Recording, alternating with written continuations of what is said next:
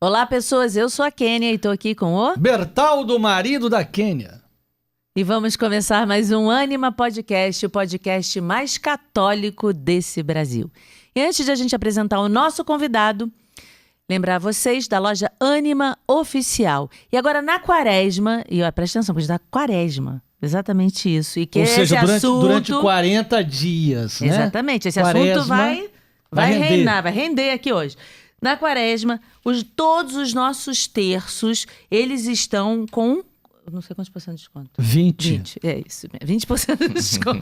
Foi o seguinte, você pediu para ter 10% e o mais 10% ficou 20%. Tá certo. Então tem os mais femininos, tem os terços mais masculinos, mas que também não impede de homem e mulher usar. E tem os neutros masculino, feminino, Olha como só, esse esse azul. negócio, eu uso o terço azul, não tem nada de neutro. Esse terço é masculino. E feminino também, por que que eu não posso usar? Não, que negócio de neutro? Onde é que você viu neutro Neutro nisso? que serve pra homem e pra mulher. Neutro é branco. Não, nada disso. Esse aqui não depende do sexo, se a pessoa é homem, se é mulher. Porque às vezes tem homem que não gosta de usar pérola. É isso que eu tô falando, criatura. Você divina. que me vê nesse momento, você acha que essa blusa azul é neutra? É. Não. Ué, mulher não pode usar Isso é blusa azul? de homem, minha filha. Eu tô falando da cor. Mulher não pode usar azul? Azul pode. Então, não entende nada. Então pronto, ele não entende nada, gente. Vem cá, e a oração lá que você não mostrou? Isso.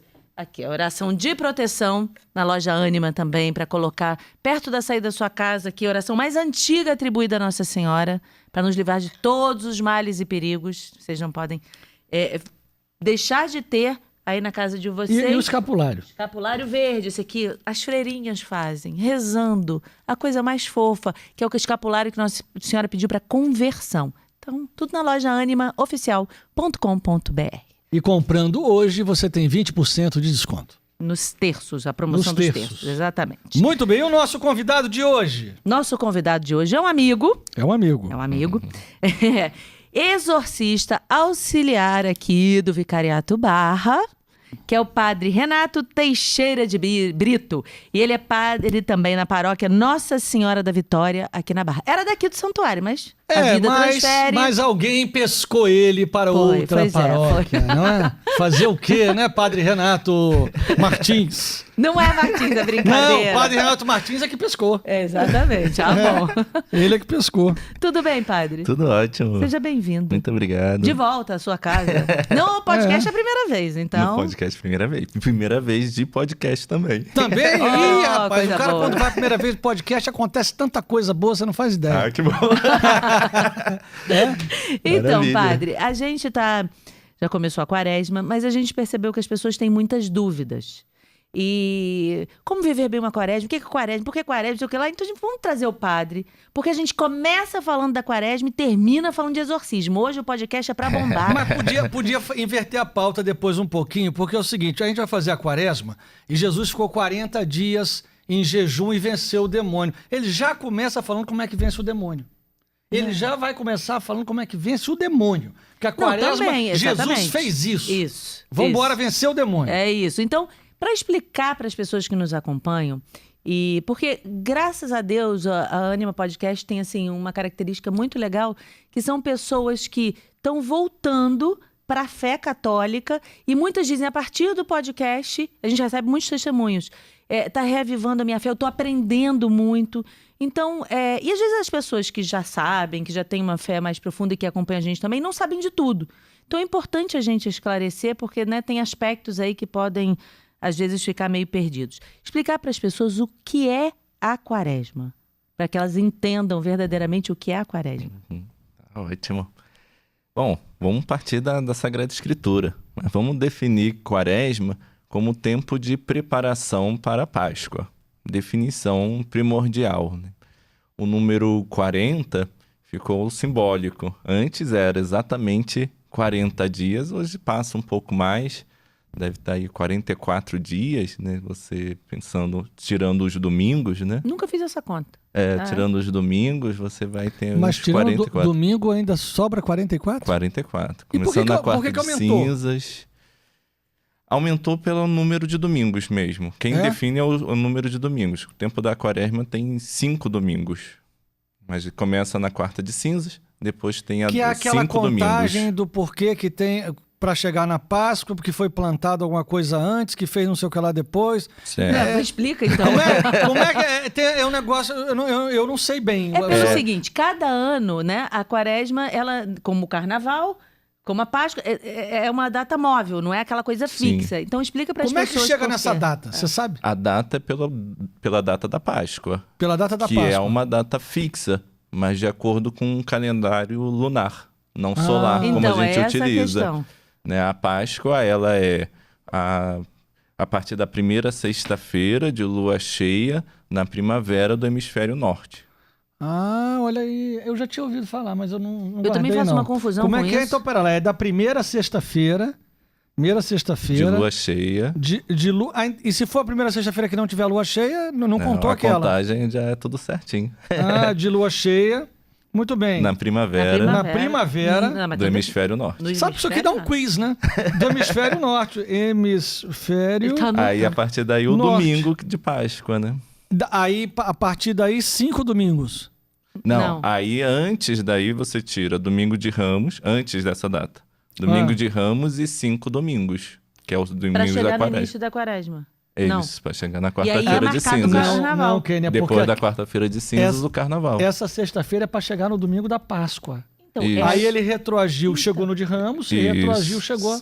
essa sexta-feira é a sexta-feira que Da Paixão. imediatamente... Então, da Paixão. Ah, É a sexta-feira da Paixão. aí, ó, Isso. ó. E aí, você retroagindo, você vai chegar no início da quaresma, que é quarta-feira de cinzas, Uhum. e aí você marca o carnaval. Por isso que Entendi. não é fixo. Então o cara vai no calendário e diz assim: quando vai ser a primeira sexta-feira de lua cheia No hemisfério norte. no hemisfério norte? Ele diz Na esse dia primavera aqui. do hemisfério norte. Na primavera. Pronto, ele chegou aqui, ele sabe que aqui é a sexta-feira da Paixão. Isso. Aí o sujeito começa a contar uma semana pra trás, chega no domingo De Ramos. de Ramos e chega 5 pra trás, aí sabe quando é que é o carnaval. Isso. Essa é a contagem. Exatamente. Olha que legal, isso dá Eu um também quiz fazia maravilhoso. eu também fazia uma confusão. Veja E aqui. os 5 domingos é um passo catecumenal.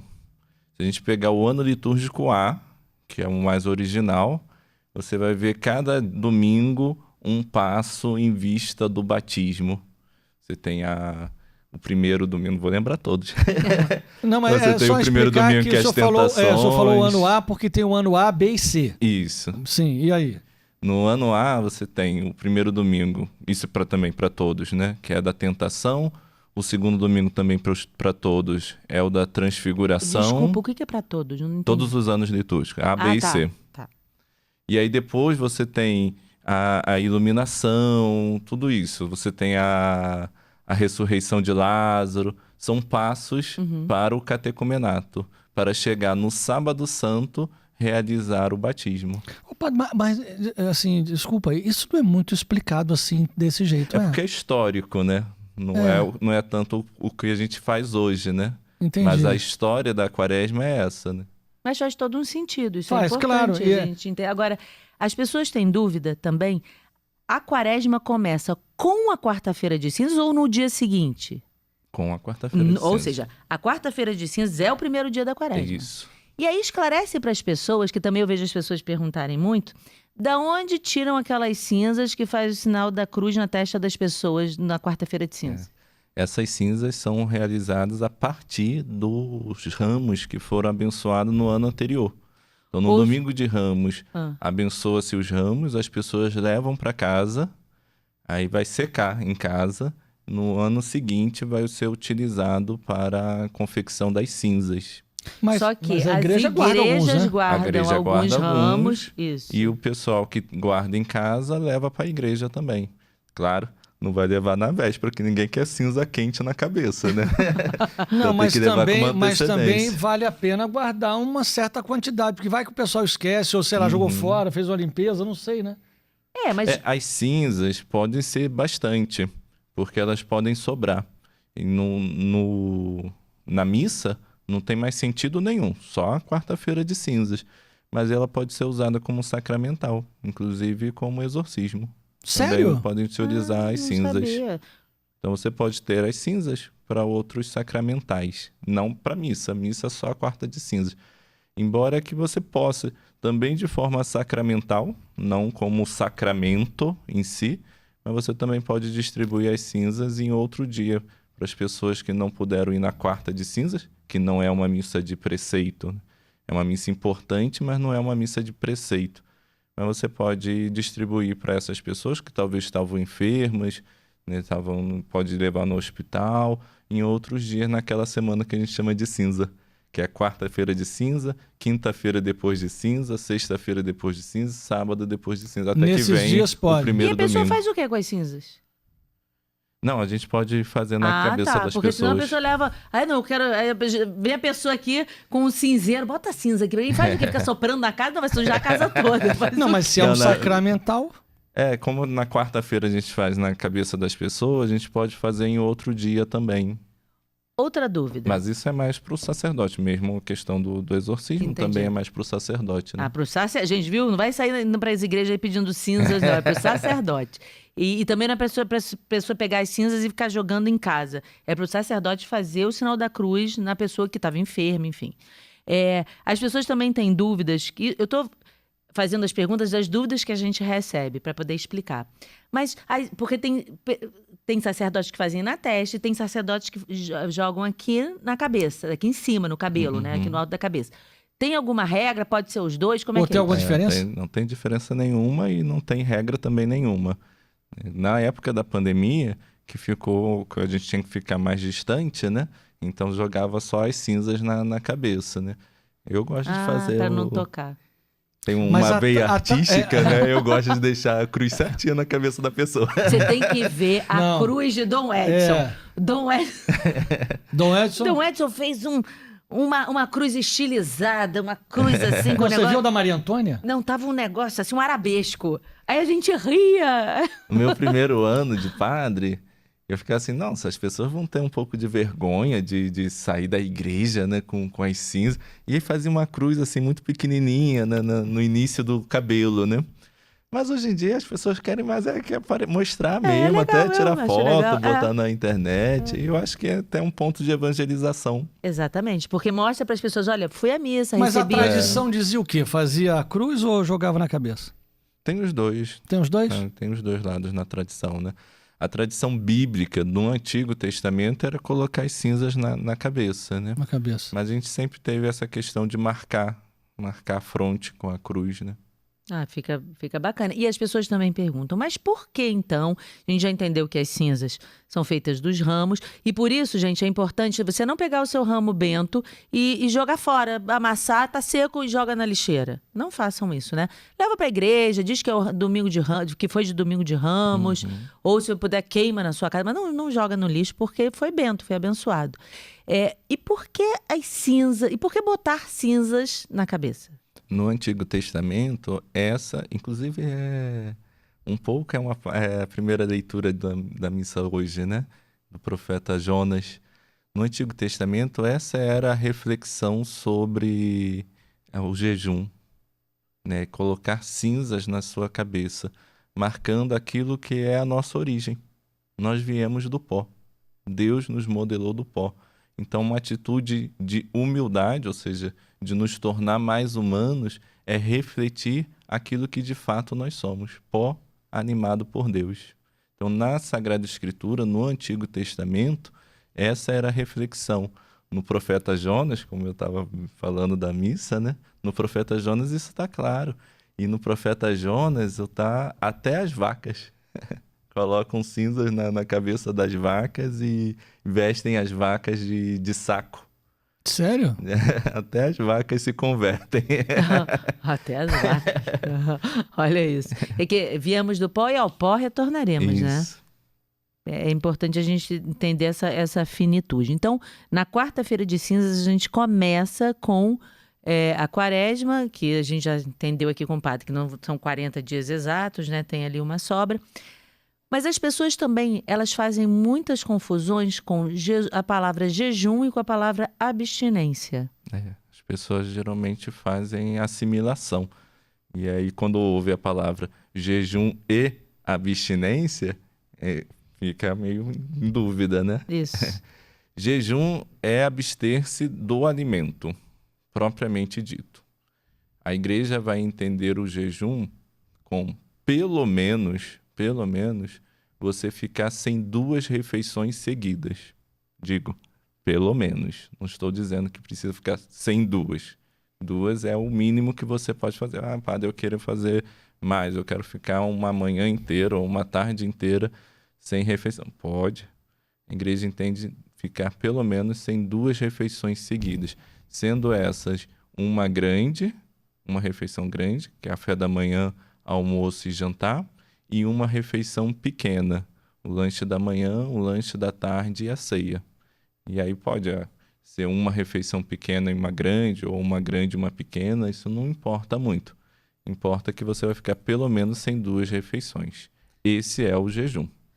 O que a gente costuma explicar para as pessoas, o jejum que a gente fala aqui, né? A gente está fazendo, tem o desafio da quaresma que a gente está vivendo, e a gente mostra, quando a gente fala para as pessoas fazerem jejum, é para assim, toma o café da manhã, depois não vai comer mais nada até a hora do seu jantar, porque aí você fica sem o seu almoço, e depois sem o lanchinho da tarde. Sem o lanche da manhã, sem o lanche da tarde. Isso. E aí vai... Cumpriu, porque você precisa ficar pelo menos sem 2, você ficou aí sem 3, né? São 8 horas de trabalho sem comida. Significa, levanto, tomo café da manhã, não almoço, não como mais nada, até completar 8 ou 10 horas, cada um no que aguenta, né? Tipo, de 8 da manhã às 6 da tarde. De 8 da manhã às 5 da tarde. Tá bem, ok. De 7 da manhã às 4 da tarde. Aí cada um vê o seu horário. Mas é o que a gente tem proposto. Não para a quarta-feira de cinzas, mas para todas as sextas-feiras do ano. Certo. Todas as sextas-feiras do ano. A gente treina mais na quaresma para poder continuar esse jogo ao longo do ano, que é oferecer a Deus, e isso o Monsenhor Jonas ensinava muito a gente, né, lá na Canção Nova, que era ir habituando o corpo até chegar a um jejum mais austero, a um jejum só de água 24 horas, ou de pão e água por 24 horas. E a gente aconselha também as pessoas que têm problema de saúde a não fazerem esse. Isso. Porque nós estamos falando aqui, claro, aqui ainda tocou no tema da quaresma e da quarta-feira de cinzas. Eu estou tocando no tema das sextas-feiras do ano, que a igreja não manda você fazer quase nada. Toda sexta-feira é penitencial. Ela é penitencial, mas não é obrigatória, como da quarta-feira e da sexta-feira da paixão, não é isso? Isso. Então, aí nós propomos essas 8 horas todas as sextas-feiras, como um treino.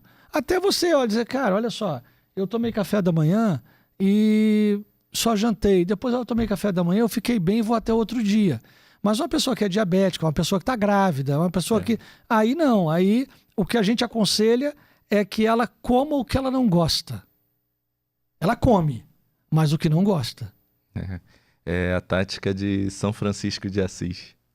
Tem um relato de que um dos freis fez uma comida tão gostosa que São Francisco achou que estava aguçando a gula e ele pegou cinzas e colocou na comida. Olha isso! Para não ficar tão boa. Esse é bom.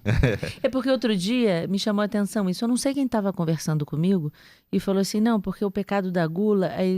Aí a pessoa disse, o pecado da gula não é só comer muito, né? Você comer e querer ou buscar o prazer na comida, vou comer muito chocolate, quem gosta de chocolate, eu vou cair nessa lasanha porque eu amo essa lasanha, sei lá, qualquer coisa assim. Mas falou que também o esmero exagerado naquele ritual, naquela preparação. Eu fiquei pensando nisso, eu falei, gente, como se estivesse tratando aquilo como algo muito precioso, né? Aí isso me chamou a atenção, eu falei, gente, olha só. Eu penso isso, mas é um pouco o meu lado, né? Na questão dos dias que são penitenciais. E aí você vai comer peixe, mas, poxa, às vezes faz uma mega produção no peixe. Não pode comer carne nesse dia, mas você vai fazer o prato do peixe, né? É verdade. Vai fazer a lagosta maravilhosa. Eu vou dar um exemplo. Na quarta-feira de cinzas, a gente falou para as crianças, olha, não pode comer carne. Eu não ia falar para as crianças não fazerem jejum. Então eu falei, a gente não pode comer carne. Aí vira minha filha e fala assim, de 14 anos, então a gente pode pedir um japonês. Aí eu falei, mas é prazeroso. Comida japonesa é uma delícia. O que tem de permitido? Mas não é peixe? Eu falei, mas minha filha, é um peixe assim, mas numa comida mais restrita. Você botar um pouquinho de arroz, um pouquinho de... Naquela bacalhoada maravilhosa, pra você se refestelar. Não Deixa isso pro domingo de Páscoa. Exatamente, entendeu? Claro. Eu expliquei exatamente isso. Mas é também importante que as pessoas têm muitas dúvidas e mandam muitas mensagens pra gente, dizer que no jejum, né? Quando a gente tá com o jejum, que é esse, que a gente vai ficar assim as duas refeições, uma grande e uma menor, as pessoas perguntam, eu posso tomar café? Posso beber chá? Pode, padre? Pode. Pode? Dentro das do 8 jejum. horas, né? Dentro das 8 horas? Dentro das 8 horas, você pode. Porque, assim, depende do quadro A de gente saúde. diz que não. Ah, não. A gente Você fala, não, pode- você vai quebrar o seu jejum. É porque depende de um quadro de saúde. Aham. Tem pessoas que não podem ficar sem a cafeína. Ela vai ter dor de cabeça. Entendi. Então, acho que precisa examinar o quanto que você, enquanto saúde, né, falando, você pode exercer, né? Mas normalmente, se não tem não problema, precisa. aí não toma água e tá tudo bem. A água, E andamos água é pra- vital. A água é vital. Então, Já ouvi pessoas falar que faz jejum de água. Porque não, Não, jejum de água não Não pode. pode. Não pode. Então, para explicar para as pessoas, o que agora é... também, às vezes, a pessoa toma o remédio. E para esse remédio, ela precisa de alguma coisa. Tipo então, por exemplo, antibiótico. então você né? vai tomar um leite... Mas Sim. Mas é remédio, um caso à remédio não parte. quebra jejum, né?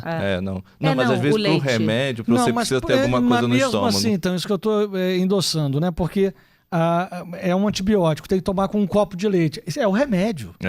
Não é que você está Isso. tomando leite, né? Exatamente. Então, para explicar para as pessoas, na quarta-feira de cinzas, a igreja prescreve o jejum às sextas-feiras, correto? Na quarta tem o Não, jejum. Perdão, quarta-feira de cinzas, não, quaresma, eu errei a palavra. Na quaresma, a igreja prescreve o jejum às sextas-feiras, é isso? Prescreve. Então Todas tá. as sextas-feiras. Todas as Da sextas-feiras. quaresma. Da quaresma. Isso. E ao longo do ano, a igreja prescreve que às sextas-feiras não se coma carne vermelha. Isso, é abstinência. Aí entra a abstinência. Não é jejum. Não é jejum. Você pode Não, almoçar isso. vastamente, mas... Ou não. Embora... Não, sexta-feira é sempre penitencial. A gente precisa criar esse hábito mais Isso. penitencial. Então, dizer que vai comer largamente, embora esteja fazendo abstinência de carne, não é muito produtivo, né? Entendi. Porque a ideia é justamente trazer a menção à penitência. Os judeus faziam penitência de duas formas: corporal, às quartas-feiras, para limpar o corpo das substâncias da carne, e espiritual, às sextas-feiras, para se preparar para o sabá, o sábado, né? As celebrações do sábado. Nós ficamos com aquilo que é espiritual, e porque na sexta-feira tem o sacrifício do Cristo na cruz. Então basta o sacrifício do Cristo. A gente precisa agora associar o nosso sacrifício ao sacrifício do Cristo. Ou seja, um bom cristão, aquele que realmente quer seguir verdadeiramente, precisa, todas as sextas-feiras do ano, fazer essa abstinência. Mas essa abstinência, ela é de carne vermelha e frango. É de, como é que é? De animais de sangue quente, que fala, não é isso? Só excetuando ovos e frutos do mar, né? Peixe, que seriam sangue frio, né? Mas aí eu vou entrar. Eu, por exemplo, adoro um camarão, uma lagosta. É. Aí na sexta-feira vou comer um lagostim maravilhoso. Não. A senhora vai comer ovo e arroz. Ou vai comer um peixinho Isso. cozido, É uma ali, coisa uma mais- coisinha Uma mais simples. sardinha, uma coisa assim mais light. Agora, então, o isso se chama código- abstinência. Isso. O Código de Direito Canônico diz que para as sextas-feiras fora da quaresma, você pode substituir. Então, vamos dizer, foi um dia que no seu trabalho teve um evento, teve um almoço, e o almoço era churrasco, numa sexta-feira. Você vai comer, porque você não vai Fazer desfeita. no seu trabalho. Você vai comer. Só que nesse dia você vai fazer uma outra obra de espiritualidade. Você vai fazer uma oferta, uma esmola, ou você vai fazer uma outra oração que você não tem tanto costume de fazer. Você vai comutar. Você, ao invés de fazer naquele dia a abstinência, você ou vai fazer no próximo dia. Então, vou fazer abstinência no sábado porque eu não pude fazer na sexta-feira, ou você faz uma outra obra de oração. Isso para as sextas-feiras que não correspondem à quaresma, né? Isso é interessante. No carnaval, a gente estava com um senhor que é judeu e ele falando, né, das regras. E ele dizia, não, a gente não pode, os judeus não comem nenhum animal do mar, nenhum bicho do mar que não tem escamas, tipo camarão. Uhum. A gente não come carne de porco. Ele falando das regras, né, deles. E as regras são importantes e são para ser seguidas. Então, acho que está faltando muito para o católico seguir mais as regras. E saber disso. E saber, então, ok, às sextas-feiras vai ser, a partir de hoje, peixe na minha casa. E eu vou fazer uma redução, uma alimentação mais reduzida, uma coisa mais... Não vou comer sobremesa, né? Isso. Exatamente, uma coisa mais leve. Você vai se alimentar. Ou seja, isso se chama abstinência. E o jejum na quaresma, para as sextas-feiras, como a gente estava prescrevendo, né? Embora que a gente use a palavra jejum, como várias outras palavras, a gente tem aqueles termos stricto sensu e lato sensu, né? O stricto sensu do jejum é esse. O senso estrito é ficar, pelo menos, sem 2 refeições seguidas. A gente usa a palavra jejum num lato sensu, né? Aí a gente faz um jejum de doce, um jejum de chocolate. Não é o jejum stricto sensu, né?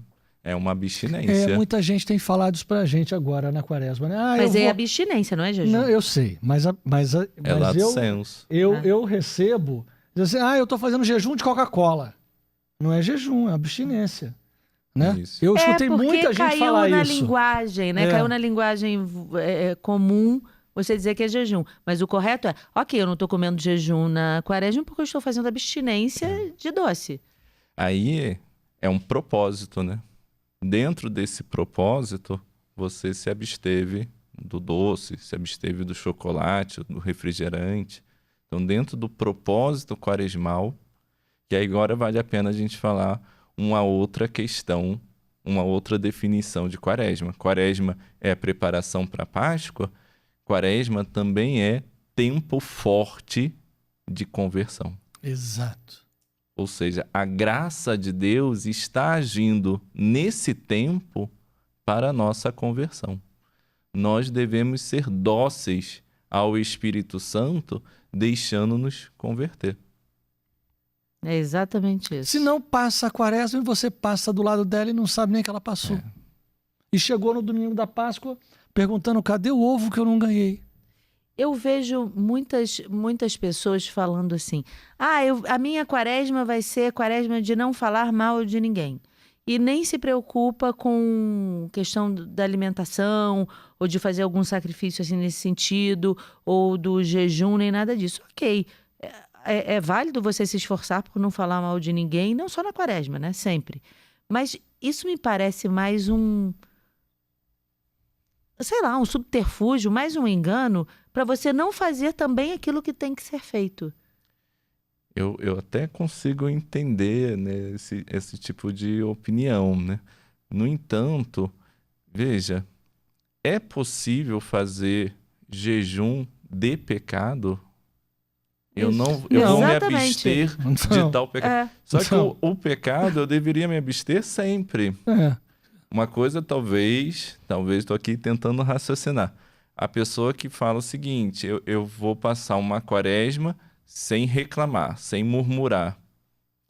Estou aqui tentando criar possibilidades, né? Mas o pecado, ele precisa ser tirado da nossa vida em qualquer tempo. A penitência vem a nós naquilo que é positivo. Aí é que a gente deve entender o jejum. O jejum não é um sofrer por sofrer. Deus não precisa do nosso sofrimento. O jejum é um retirar aquilo que é superficial para eu reconhecer o que é essencial. Eu posso ficar 8 horas, como é o propósito, né? A proposta. Eu posso ficar 8 horas sem refeição. Não vou morrer por causa disso. Mas eu não posso ficar 8 horas sem rezar. Rezar é essencial. E nem vou dizer que ficar 8 horas sem cometer um pecado, eu estou fazendo jejum. Porque isso deveria ser Isso, uma Isso obrigação. deveria ser obrigação sempre, né? Deveria buscar ficar sempre. E pelo contrário, se eu cometi um pecado, foi um deslize. Não é algo de estimação que eu sei que eu tenho e que eu não busco Tipo corrigir. assim, o sujeito virar e falar, não, essas 8 horas eu não matei ninguém. Olha, eu não matei, não pode matar ninguém. É pecado. Não, essas 8 horas eu não... Eu não traí? Eu não traí minha mulher. É. Exatamente. Não, eu tô 8 horas que eu não traí minha mulher. Olha que bom, eu tô fazendo penitência de quaresma. Que isso? Alô? E esses tidos como pecados de estimação, né? E a pessoa vou fazer a quaresma para me libertar desses pecados. Mas eu acho que vai ser dar murro em ponta de faca. Você precisa desestabilizar aquilo que te leva ao pecado.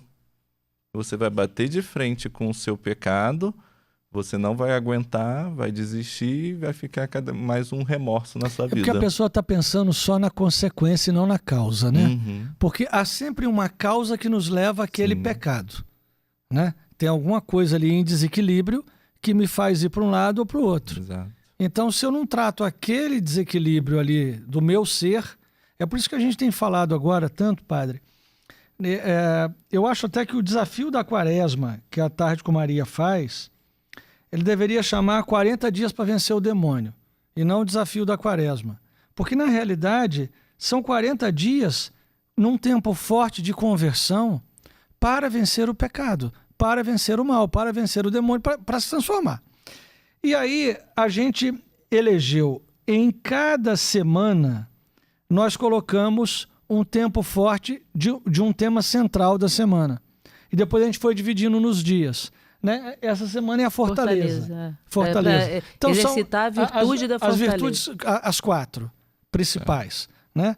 Então, e aí, por exemplo, dentro da virtude da fortaleza, que é uma constância, eu acho que essa formação e viver essa semana buscando essa constância na fortaleza pode ajudar nesse combate todo que nós estamos falando aqui, ou não? Pode sim. E é o que Jesus utilizou no seu período de quaresma. Porque a quaresma foi fundada pelo próprio Cristo. O Cristo passou 40 dias e 40 noites no deserto. O tempo, o dia, o número, né, 40, também se reflete as questões no Antigo Testamento. 40 dias, 40 noites da chuva na Arca de Noé, os 40 anos no deserto. Então você tem essa reflexão do número 40 como um número de conversão, de penitência. Jesus também fez, e interessante marcar, os 3 evangelistas falam sobre a tentação de Jesus no deserto, né? Marcos, que é o primeiro evangelista, o primeiro a escrever o evangelho, ele narra que Jesus foi levado pelo Espírito. No batismo, depois do batismo, Jesus vai para o deserto. Jesus foi levado pelo Espírito. Mas o verbo em grego diz que Jesus foi arrastado. Não que ele vá contra a vontade. Sim, mas é um impulso forte. Isso. Que não dá para você pensar a vitória sem a luta. As pessoas querem uma vida de facilidades, querem uma vida de vitória. Mas para ter vitória, tem que encarar a luta. Daí a fortaleza. A gente não deve ser isento das lutas. A gente deve ter a força para superá-la. E o Cristo já nos deixou isso. Eu estava conversando isso, acho que hoje de manhã com o Bertaldo, porque eu estava falando exatamente, eu falei, Bertaldo, as pessoas não querem saber, quando você fala assim, se quer seguir, tome a sua cruz, né? Vem, segue e siga-me. Mas as pessoas não querem ter cruz. Quando você fala para uma pessoa que vai ter sofrimento, a pessoa, Deus me livre, eu não quero sofrimento, eu não quero saber nada disso. Só que as pessoas não se tocam, elas querendo ou não, elas vão ter sofrimento. Porque ninguém está isento de sofrimento. E aí que está o pulo do gato. Você ter sofrimento com Jesus, a coisa fica muito mais leve. Né? A sua cruz fica mais leve. Você vai carregá-la porque vai ter ajuda ali para carregar. E eles não, ficam não, porque eu não vou sofrer. É aquele prazer, aquela busca pelo prazer. Eu preciso ser feliz. Deus me fez para ser feliz. É o que a gente mais escuta hoje em dia.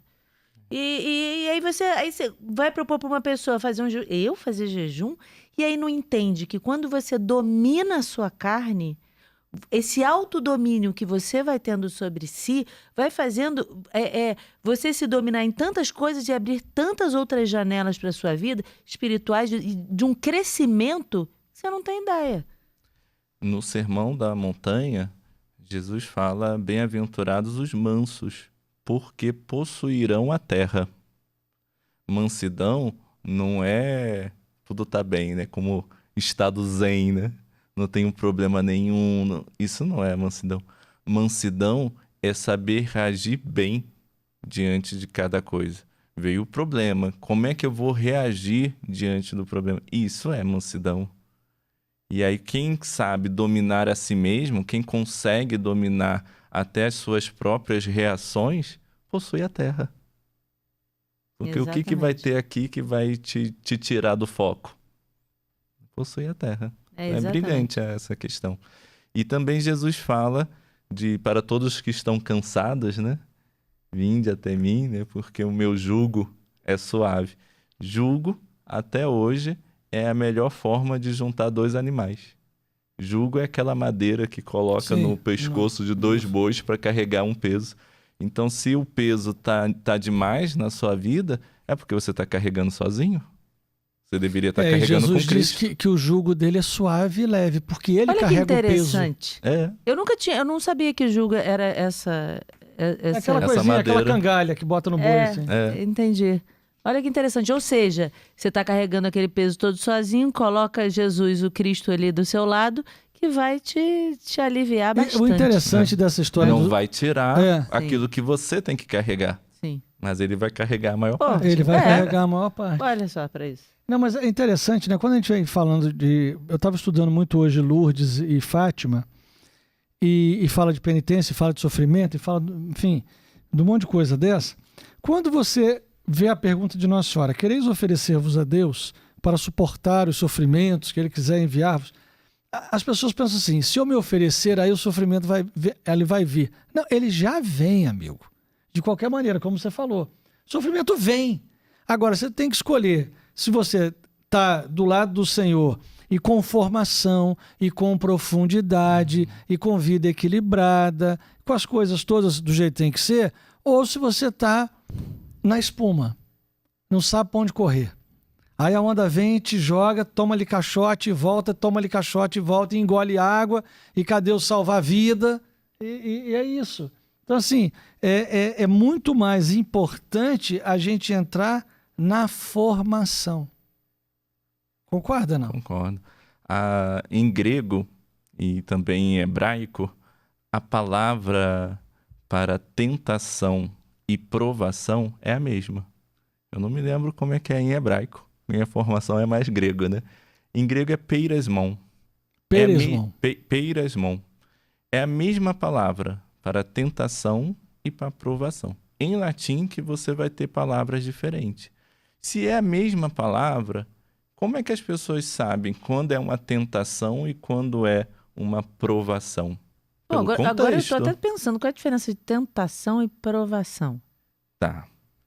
Tentação é a ação do demônio. E todos estão sujeitos. É a primeira ação do demônio na vida do homem. Tentação. Ele vai provocar uma queda sua. Provação é uma ação de vitória. Você foi testado e você venceu. Provação. Você passou pela prova. Como também tem na Sagrada Escritura. Deus prova. Né? Deus, assim como o ouro é provado pelo fogo, o coração humano é provado pela tribulação. Deus prova. Então, provação é algo positivo, porque nos faz reconhecer os valores que nós temos, né? Mas e por que não tem diferenciação no grego e no... É a mesma palavra. Como em português você tem manga, isso você só vai saber se é a manga da camisa ou a manga fruta pelo contexto. Tentação e provação, você só vai saber pelo contexto. Agora, a tentação e a provação, quem vai determinar o contexto não é nem Deus, nem o demônio. É você. Se você começa diante do sofrimento, diante das dificuldades, diante das tribulações da vida, se você já baixou a cabeça, se você já entregou os pontos, se você já começou a reclamar, a murmurar, porque eu, Senhor, foi uma tentação e você caiu. Agora, se você encara isso, por mais difícil que sejam as mesmas situações, respira fundo, vamos levantar a cabeça, vamos sair para a vitória, vamos conseguir essa vitória. Era uma aprovação e você foi testado. Olha para isso. Então, quem define é você. Me lembrei agora do Papa Francisco, quando ele estava dizendo, quando acontecer algo muito ruim na sua vida, que você não tem jeito essa situação, como é que eu faço isso? A primeira coisa é não se desesperar, não se desespere. Eu achei é uma coisa óbvia, mas que fez muito sentido, né, ele falar isso. Realmente, não adianta, você se desesperar não vai adiantar nada. Não, mantenha calma, para ver como a situação, porque sempre vai ter algum jeito. Ele falava isso de nunca se desesperar, e aí você, com calma, com a inteligência, descobrir como superar. O desespero é pecado contra o primeiro mandamento. Amar a Deus sobre todas as coisas. Desespero é você achar que nem Deus pode agir na sua vida. E Deus pode tudo. Exatamente isso. Que lembrar as palavras do anjo a Nossa Senhora, né? Deus pode tudo. Isso é importante. Agora, assim, na quaresma, vamos dizer assim, as obrigações de um católico para viver bem a quaresma. Então, a gente está falando de fazer o jejum às sextas-feiras. Gente, não vou nem falar que não pode faltar a missa, pelo amor de Deus. Mas isso aí já não é nem de quaresma. Isso não é nem de quaresma, de tudo, né? Enfim, aí quais são as outras obrigações para viver bem a quaresma? Quaresma, jejum, esmola e oração. Isso é importante dizer, porque também Mas, assim, esmola... vamos falar um pouco da esmola? Vamos. Porque esmola, claro, tem o óbolo da viúva, né, coitadinha? Ela tinha 10 centavos, foi lá e deu.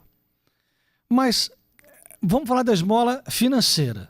Não da esmola de tempo, da esmola de carinho, da esmola de nada disso. A esmola financeira mesmo. Que eu acho que é sempre uma dificuldade ao católico. Outro dia, conversando com um padre, amigo seu, e amigo nosso também, ele me dizia, olha, Bertaldo, quem mais frequenta a minha igreja são notas de R$2. Notas de R$5 e de R$10, elas vêm assim, de vez em quando. Notas de R$50 vêm em missas de 7º dia.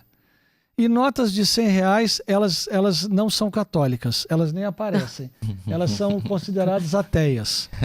Então, assim, é muito difícil a questão financeira aos católicos. E não é porque o católico é pobre. É uma questão cultural. Se nós olharmos as outras igrejas porque todas... a gente tem um amigo que é evangélico e ele era um cara que era uma pessoa... Ele veio com a mão na frente e outra atrás, lá de outra cidade, do Espírito Santo. Ele virou caseiro. Aí ele foi demitido porque ele não tinha jeito para ser caseiro. Ele estava com a mulher dele. Aí ele falou, o que eu vou fazer? Começou a fazer churrasquinho na rua. Do churrasquinho, a mulher dele começou a lavar roupa do pessoal que jogava pelada ali para sobreviver. E daí ele começou a catar um lixo aqui, não sei o quê. E aí ele vendia o lixo. E aí eu reciclava, começou a trabalhar com reciclagem. Hoje ele virou um empresário. E ele é evangélico. E não é um pedacinho. 10% do que ele ganha e virou um empresário grande, não é? Ele conquistou para um cara que veio fazer churrasquinho na rua. Nossa, é impressionante a trajetória dele. E ele fala pra gente, e ele reclamou dos católicos, porque ele disse, 10% do que eu ganho, do que os meus irmãos evangélicos nós ganhamos, nós damos para nossa igreja. Não é 10% assim, vou dar um exemplo, o cara ganha 10 mil e eu dou R$100. Isso não é 10%. Ele falou, é 10% calculado. Quanto é que é 10% de 10 mil? Mil, pegou, eu tô ruim de matemática. É R$1.000, vai lá e dá R$1.000. Eu sou de humanas, eu não sou de Pois matemática, eu sou péssima também. E aí ele falou, é isso. Se eu ganhar 50 mil, eu vou dar 5 mil. E se ganhar mais um dinheiro extra, eu vou fazer 10% em cima desse dinheiro extra e vou dar, porque aquele dinheiro foi o Senhor que me deu e eu preciso devolver. Aí ele falou, os católicos são muito mal fechados. Por quê? Eu estou falando isso tudo porque ele nos ajuda no santuário. Ele nos ajuda de que forma? Ele, às vezes, com as caçambas, com tudo que ele tem, com as coisas, ele bota gratuitamente aqui, ele é evangélico. E ele diz, esses católicos são muito mão de vaca. Ele fala isso. Eu acho que eu conheci. Conheceu? Aqui. Ele fala, os católicos são mão de vaca. Aí eu fiquei olhando, me deu até vergonha. Eu falei, mas ele tem razão. Os evangélicos, eles são muito mais mão aberta e eles dão... Tem até uma passagem na Bíblia. Mas ainda há um problema pior do que isso. É que, além dessa cultura, que eu não sei o porquê, ficou tão arraigada no nosso meio, nós não experimentamos a bênção, que é dar o dízimo. Sim. E como Deus recompensa a quem dá o dízimo. Isso é impressionante.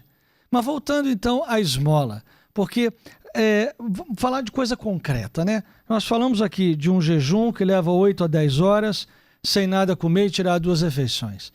A esmola, quando você pega Fátima, os pastorinhos, acho que em agosto, se não me falha a memória, ou setembro, agosto, perguntam à Nossa Senhora, o que nós fazemos com o dinheiro que o povo deixa na cova da Iria? E ela fala, é para ajuda de uma capela que vão construir. E até hoje, graças a Deus, aquele local tem ajuda. Mas é uma realidade quase única, a de Fátima, que não é a realidade da Fátima daqui, da Capela das Aparições, não é? E de ninguém que nos cerca, dos sacerdotes com os quais nós conversamos. E parece que sempre o povo traz a menor moeda, e aquela menor moeda é aquilo que eu ofereço a Deus. Isso para mim parece muito mesquinho e muito triste. Você vai em qualquer igreja do Brasil, quem assiste a gente, que tem gente do Brasil, de fora do Brasil, pode perguntar pro padre lá na Irlanda, pro padre na Austrália, pro padre, vai falar que é a mesma coisa. Essa cultura advém do período em que Portugal e Brasil viveram de padroado. O padroado, a igreja era sustentada pelo império. Tudo. Só que você sabe como é que é o governo, né? Claro. Não é muito diferente, não, naquela época, né? Não tinha dinheiro. Não dava tanto dinheiro assim para as igrejas. Então, as igrejas não tinham tantas possibilidades de crescimento. O que aconteceu, só para mostrar isso, né? Que não era esse... Que às vezes o professor de história mostra que a igreja era toda poderosa, né? O que aconteceu quando se criou a República, e aí sim... deu fim ao padroado no Brasil, no ano seguinte teve muito mais diocese. Muito mais. Porque o padroado também segurava a igreja para ela não crescer. E não tinha dinheiro. Então, o povo não precisava dar o dízimo, porque a igreja era sustentada pelo governo. Ao menos em tese era sustentada pelo governo. Só que a verdade é que não se tinha dinheiro. E não tinha condições, tinha padres que não recebiam pelo governo, porque só recebia aquele que era o pároco. Então tinha padres que não recebiam, e aí o que se fazia? As esmolas. E muitas coisas que sustentou a igreja foi essas doações que hoje a gente nem entende o porquê. Por exemplo, não tinha dinheiro para comprar cera para fazer as velas. E o que os padres fizeram? Os ex-votos. Então você foi curado de uma doença no rim, dá um rim de cera na igreja. Porque essa cera eles iriam derreter para fazer as velas. Numa época que não tinha energia elétrica. Às vezes as pessoas que estão assistindo falam assim, mas você vê igrejas belíssimas, com teto todo folheado a ouro, com não sei o quê, com pipipi, papapá. E muitas dessas igrejas, elas são presentes de devotos, Isso. Elas são feitas com dinheiro dos fiéis, né? Que vão ali e vão juntando, o padre vai arrecadando e vai fazendo. Mas sempre com um esforço muito grande. Sim. Mas a minha questão não está nem essa. A minha questão é da esmola. É assim, quaresma é tempo de conversão. Tudo bem, eu quero me converter, eu quero converter o meu bolso, o meu patrimônio. O livro de Tobias diz isso. Patrimônio e matrimônio a serviço do reino. Está no livro de Tobias. Pega lá e lê. Agora, faz uma coisa desassociada e assim, e um julgamento com os padres. Por exemplo, eu trabalhei com o Frei Inocêncio mais de 10 anos. Frei Inocêncio saía da Urca, quem está no Rio de Janeiro vai me entender bem. Ia a pé da Urca até a 1º de março, na Nossa Senhora do Carmo, para celebrar uma missa. Paixão, hein? A pé. Quanto tempo daí? A pé. Mais de hora. Quase mais 2 de hora, horas. sim, mas quantos quilômetros? Não sei. Muitos quilômetros, uns 15, sei lá, pelo menos. É. E quando chegava lá para celebrar a missa e não tinha intenção, ele voltava a pé. Se contar isso, ninguém acredita. Acha que é brincadeira. Há muitos padres com os quais nós conversamos e que às vezes até nós também os ajudamos, e não estamos aqui para dizer nome nem que ajuda fez, mas que estão em alguns lugares e não tem ajuda. E não vá me dizer que o povo não tem dinheiro, porque é mentira. Isso não é verdade. O povo das outras igrejas e das igrejas evangélicas e de outras, e que doam e que sustentam o culto a Deus, que sustentam as igrejas deles, não são pessoas bilionárias, mas são fiéis. Mas são fiéis. São bem fiéis. E como o Jean, que é esse nosso amigo, que nos dá sempre uma aula sobre o dízimo, é muito importante a gente, nesse tempo forte de conversão, em que Deus quer a nossa conversão, a gente tocar nesse assunto também. Porque eu já tive pessoas aqui falando comigo, e você já trabalhou aqui, sabe disso. A pessoa assim, nossa, mas vocês pagam a luz? Mas como a pessoa me pergunta se nós pagamos a luz? Não, já me perguntaram assim. Então, a arquidiocese manda quanto de dinheiro para vocês para sustentar?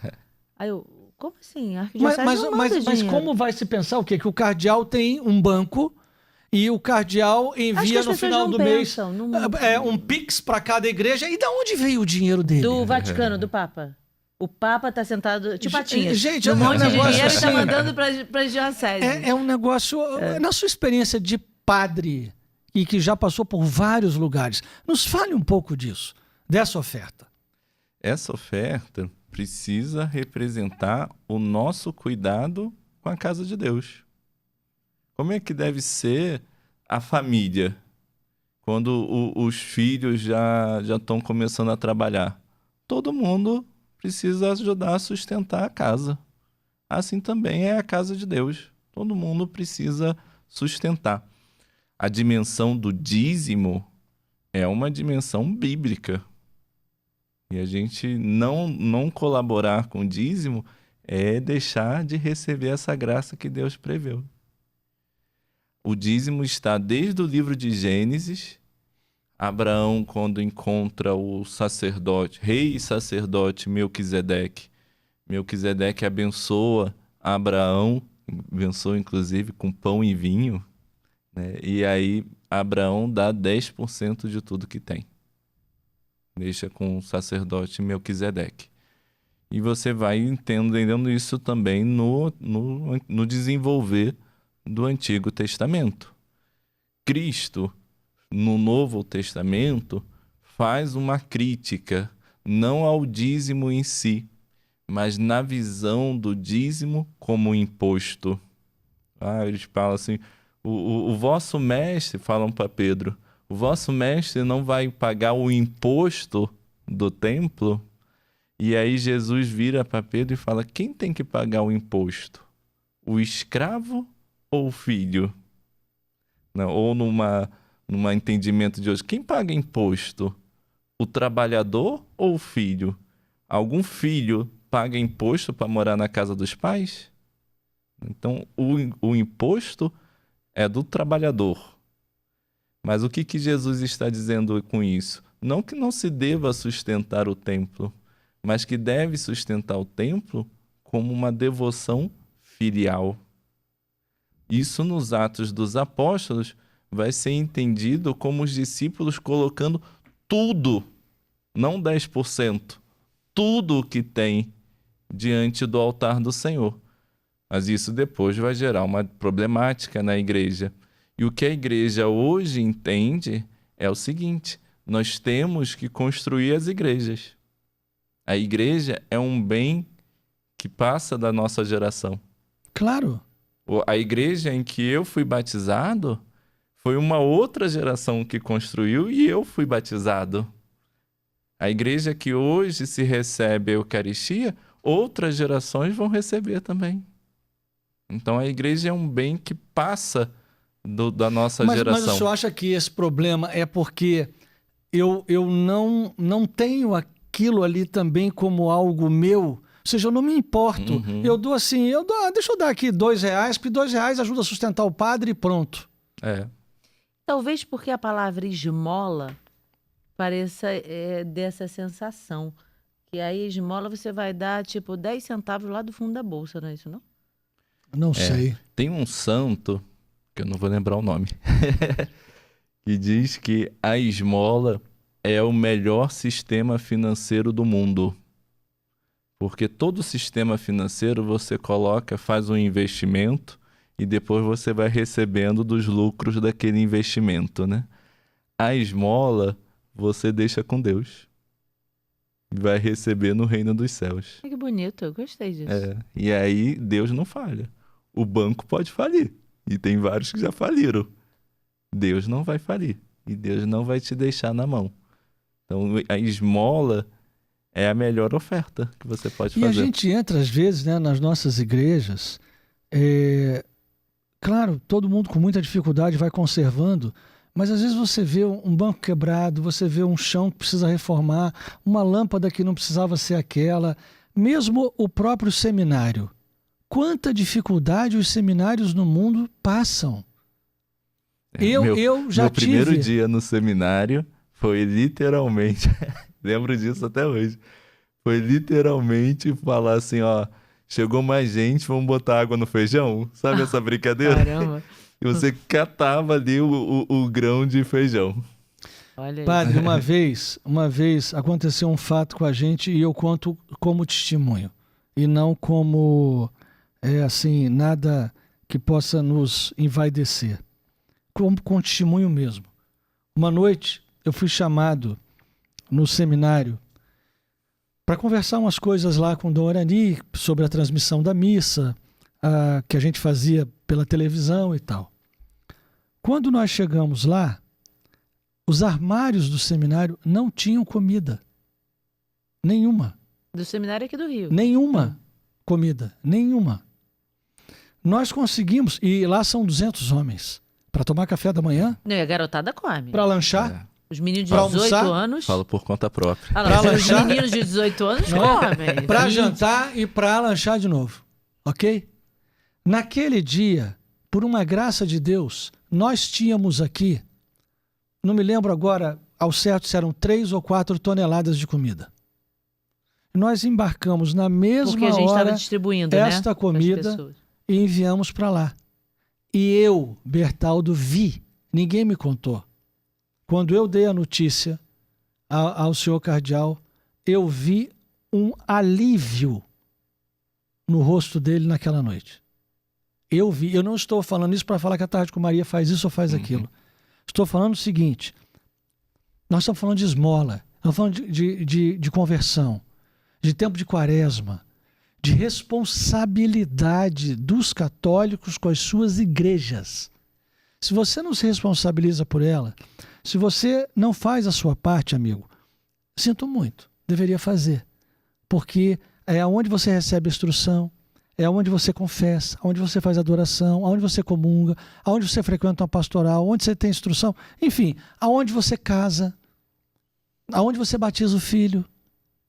Mas eu fiquei muito feliz, eu vi uma publicação da CNBB essa semana, ontem, anteontem, não sei. Alguns bispos, não vou saber te dizer agora o regional, aboliram todas as taxas.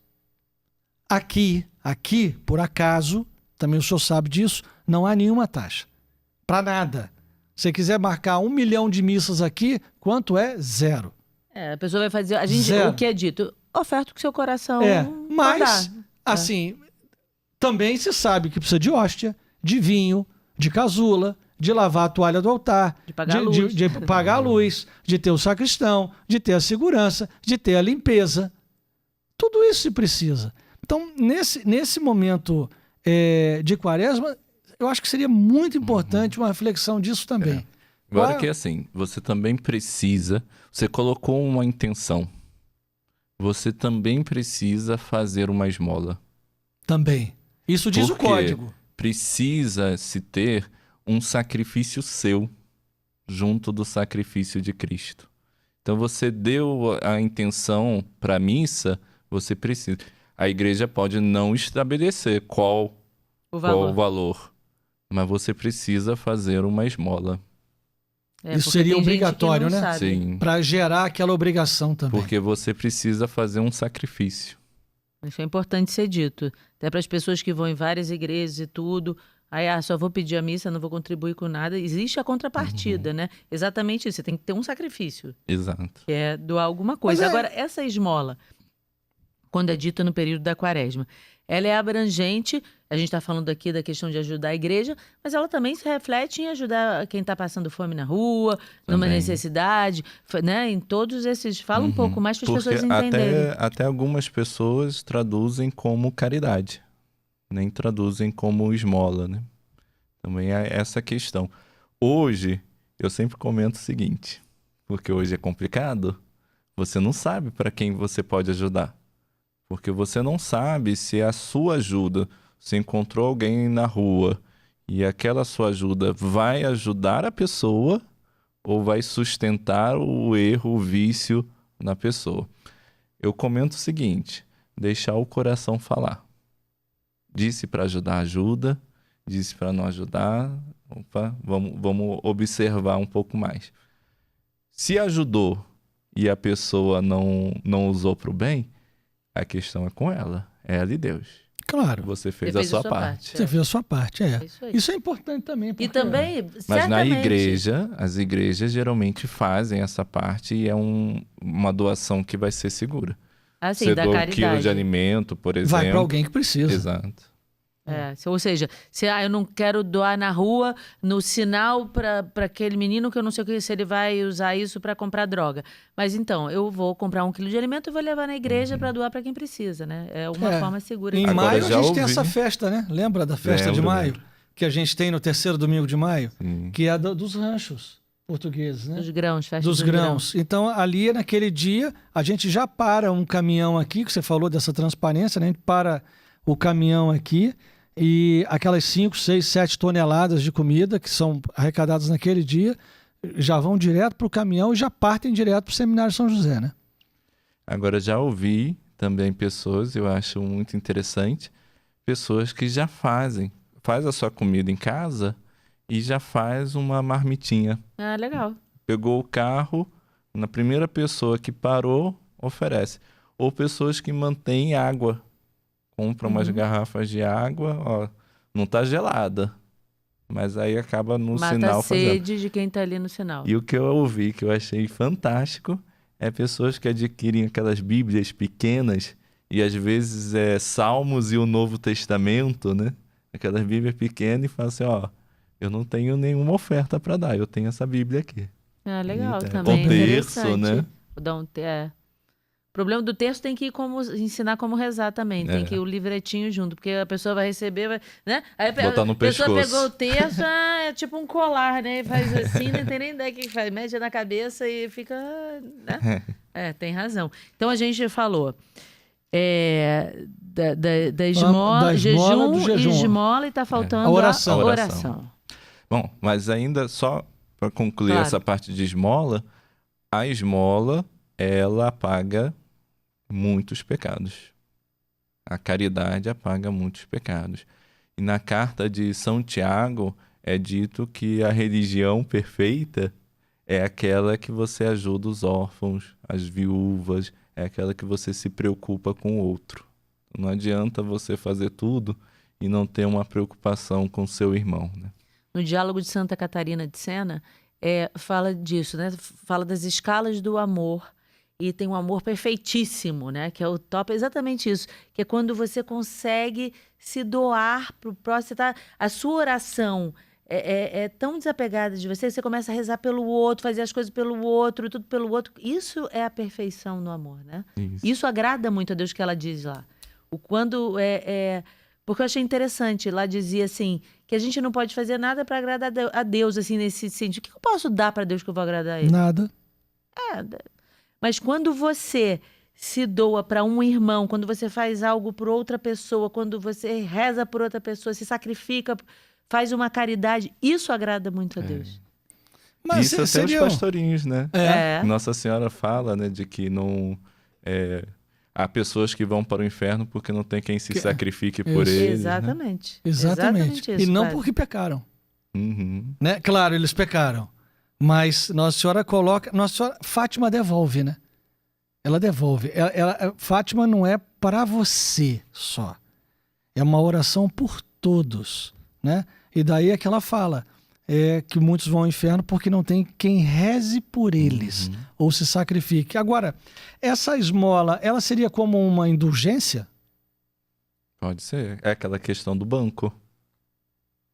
Não é Porque- uma indulgência enquanto que a igreja definiu Como indulgência, isso. né? Mas é Mas se uma apaga uma indulgência... multidão de pecados. É uma indulgência porque você empresta para Deus, né? E Deus vai devolver. Olha isso. Interessantíssimo. Eu gostei muito disso. Eu gostei muito da frase lá do santo que não lembrou o nome. O santo falou que empresta a Deus, né? É o melhor banco. Que é o melhor banco, porque o banco falha, o banco quebra, mas ali não, você vai receber, porque Deus... Deus também não vai deixar de te devolver, né? Não, de jeito nenhum. Ele tá vendo, olha, ele tá ajudando uma pessoa que precisa, como é que eu não vou ajudar ele também, de volta? Não é isso? Talvez pensando alto aqui, a falta de ação em dar o dízimo possa ser uma falta de fé. Porque você diz, eu mesmo tenho que me prover. Se eu tirar esses 10%, vai fazer falta. Não parece um pouco? Talvez... Eu me lembro de você, Bertaldo, acho que no ano passado, né? Falando assim, gente, faz um propósito. Caiu o teu salário, a primeira coisa é dar o dízimo. Dá o dízimo. Você vai ver que tudo se encaixa. Eu acho isso interessante. Não parece assim uma falta de fé? Não, eu não confio em Deus, não. Eu mesmo vou tratar da minha vida financeira aqui, deixa Deus para lá, não tem nada a ver com isso, né? Não consagrar o patrimônio a Deus. Né? Não se enxergar como filho. A gente precisa fazer essas reflexões. Isso é importante, claro. Isso não é conversa da carochinha, não. Não, isso é importante. Então, da esmola, coração, faltou oração, a gente não pode esquecer. Oração. Então, a oração, padre. Oração é perene, né, na vida do cristão. Não é uma coisa que é do período quaresmal. A gente sempre precisa ter a oração. Agora, o que estamos pensando a oração exclusivamente no período quaresmal? A oração que é aliada ao jejum. Boa essa, hein? Jesus falou quando ele realizou um exorcismo que os apóstolos não estavam conseguindo realizar. E os apóstolos perguntaram, mas por que nós não conseguimos expulsar esse demônio? E aí Jesus falou, porque há certos demônios que só saem com jejum e oração. Então, jejum e oração precisam estar atrelados de tal forma que, no período que minha barriga roncou, porque eu estou fazendo jejum, esse roncar está me lembrando que eu tenho que parar e rezar. Eu devo me alimentar da palavra de Deus. Então, acaba que no jejum aumenta o tempo de oração. Porque minimamente na hora que você fosse almoçar, você está rezando. Isso. Ou seja, na quaresma, se você... Vou dar um exemplo aqui. Você reza um terço todo dia, aumenta. Não é isso? Você vai rezar mais terços. Porque se você vai ficar sem o almoço, o tempo do almoço vai se sem tornar o tempo lanche de oração. também, né? Pronto. Mas não só na sexta-feira. Na quaresma, você aumenta de uma forma geral a sua oração, não é isso? Porque precisa ser mais penitencial, né? Mas o Kenneth, é o que o padre falou. Tem certos aspectos aí da vida que precisam de libertação, que só andarão casados, jejum e oração. A gente tem prova disso quantas vezes? Muitas. Quantas? E o interessante, sabe uma sensação que eu tenho? A sensação que eu tenho é que o jejum... pelo lado bom, tá? Lembra quando você vê uma bomba estourando que faz aquele cogumelo que vai... Ou uma pedrinha que você joga na água e vai propagando? A impressão que eu tenho quando você faz aquele... E não é nem um magnífico jejum, é um almoço que você não comeu. Que às vezes você também está atrasado e não comeu também, só que esqueceu de oferecer. É diferente. Tem que oferecer. É diferente. Não, eu sei disso, é diferente. Mas aquilo propaga de um jeito que às vezes acontece um negócio 2, 3 dias depois, fruto do jejum. Aí, amigo, o jejum, Exatamente. olha ali. As coisas estavam travadas, começam a caminhar, né? Jejum. E é rápido, né? É rápido. E você une uma coisa a outra. E aí, se você quiser unir jejum, oração e também dar o dízimo, aí vai. Aí anda. Com certeza. Aí a coisa caminha, né? Porque jejum sem oração é dieta. Exatamente. Jejum Jejum intermitente. Vou fazer jejum intermitente.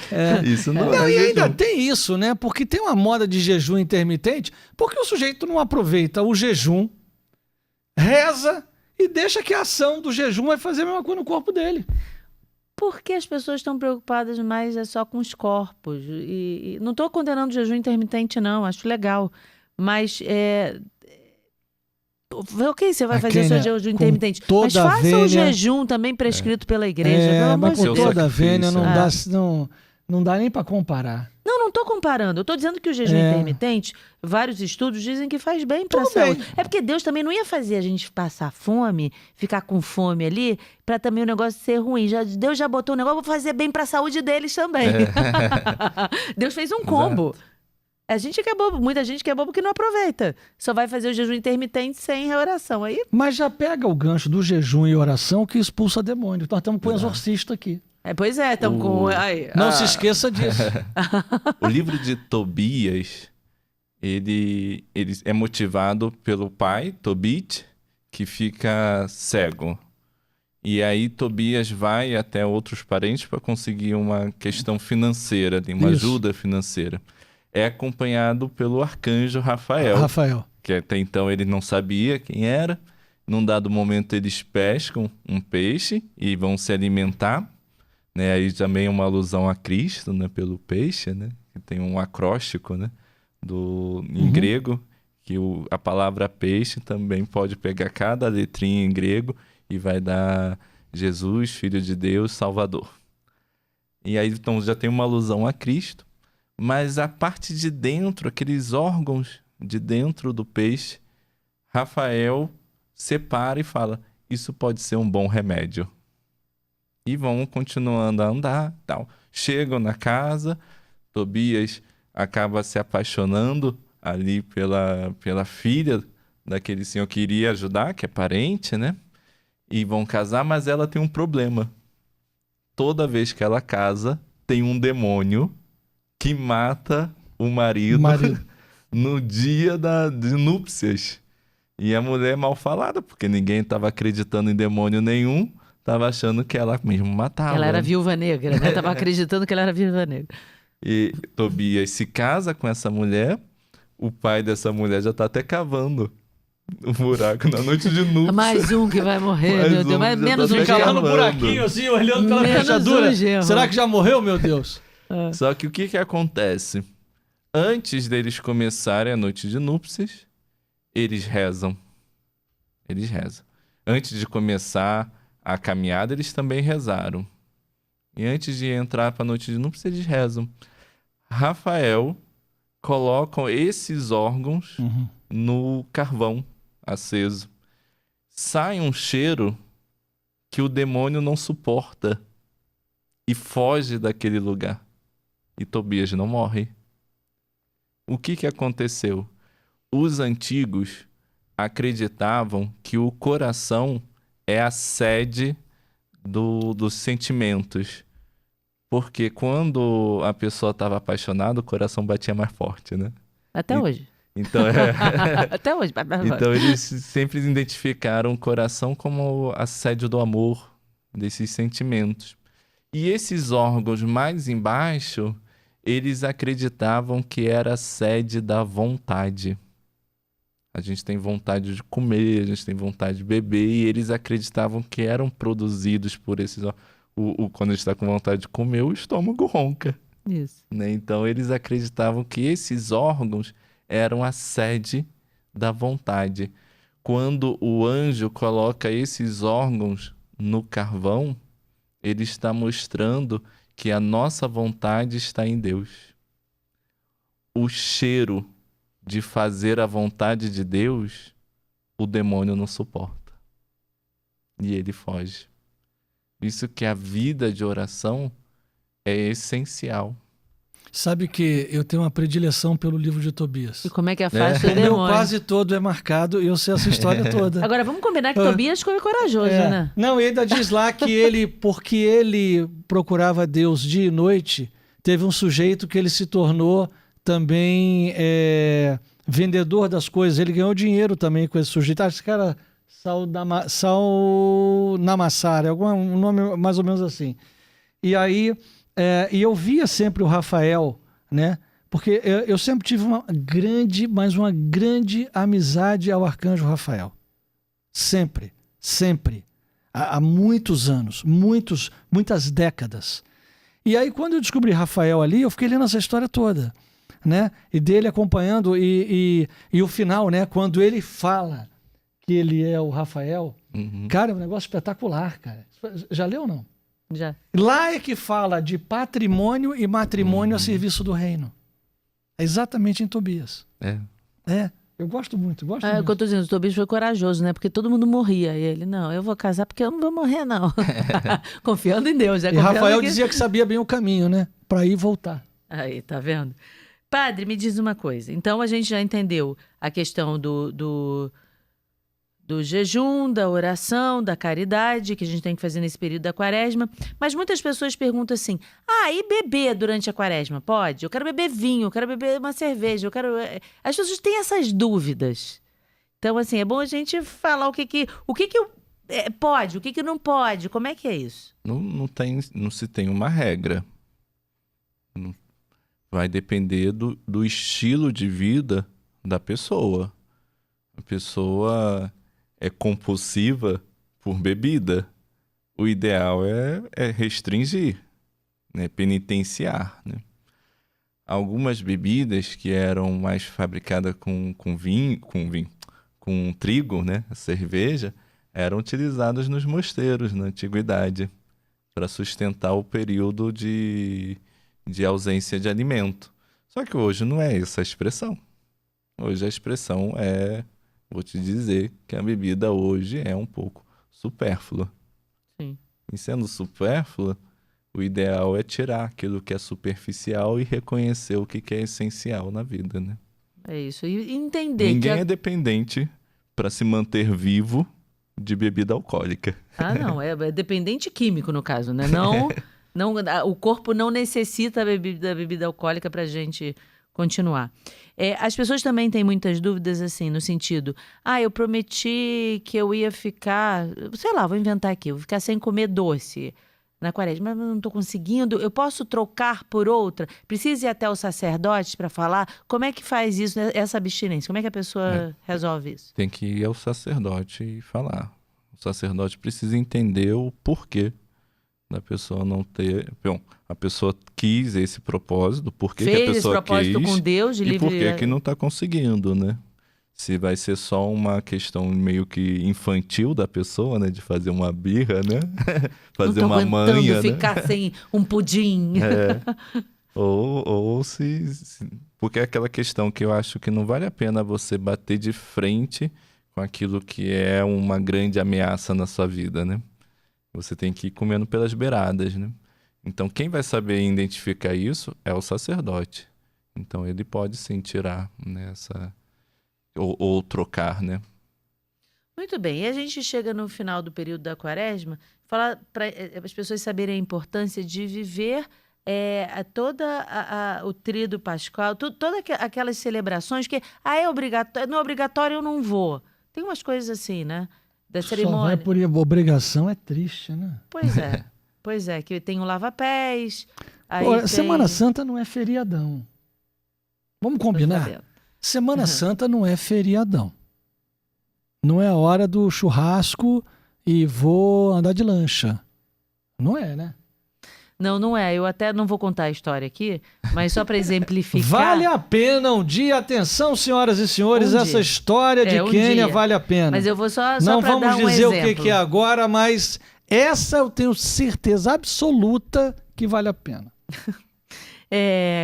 Quando eu era solteira, né, lá Isso. atrás, eu me lembro muito bem Há quase assim, 25 com várias anos amigas, atrás, eu tinha uma que eu tinha uma que era da igreja Presbiteriana. presbiteriana, não era presbiteriana? Da Tinha Bola de Neve. Não, que presbiteriana? É da igreja Anglicana. uma era anglicana, a outra era Judia. judia. Me lembro. Eram amigas da PUC, né? Estudava na PUC.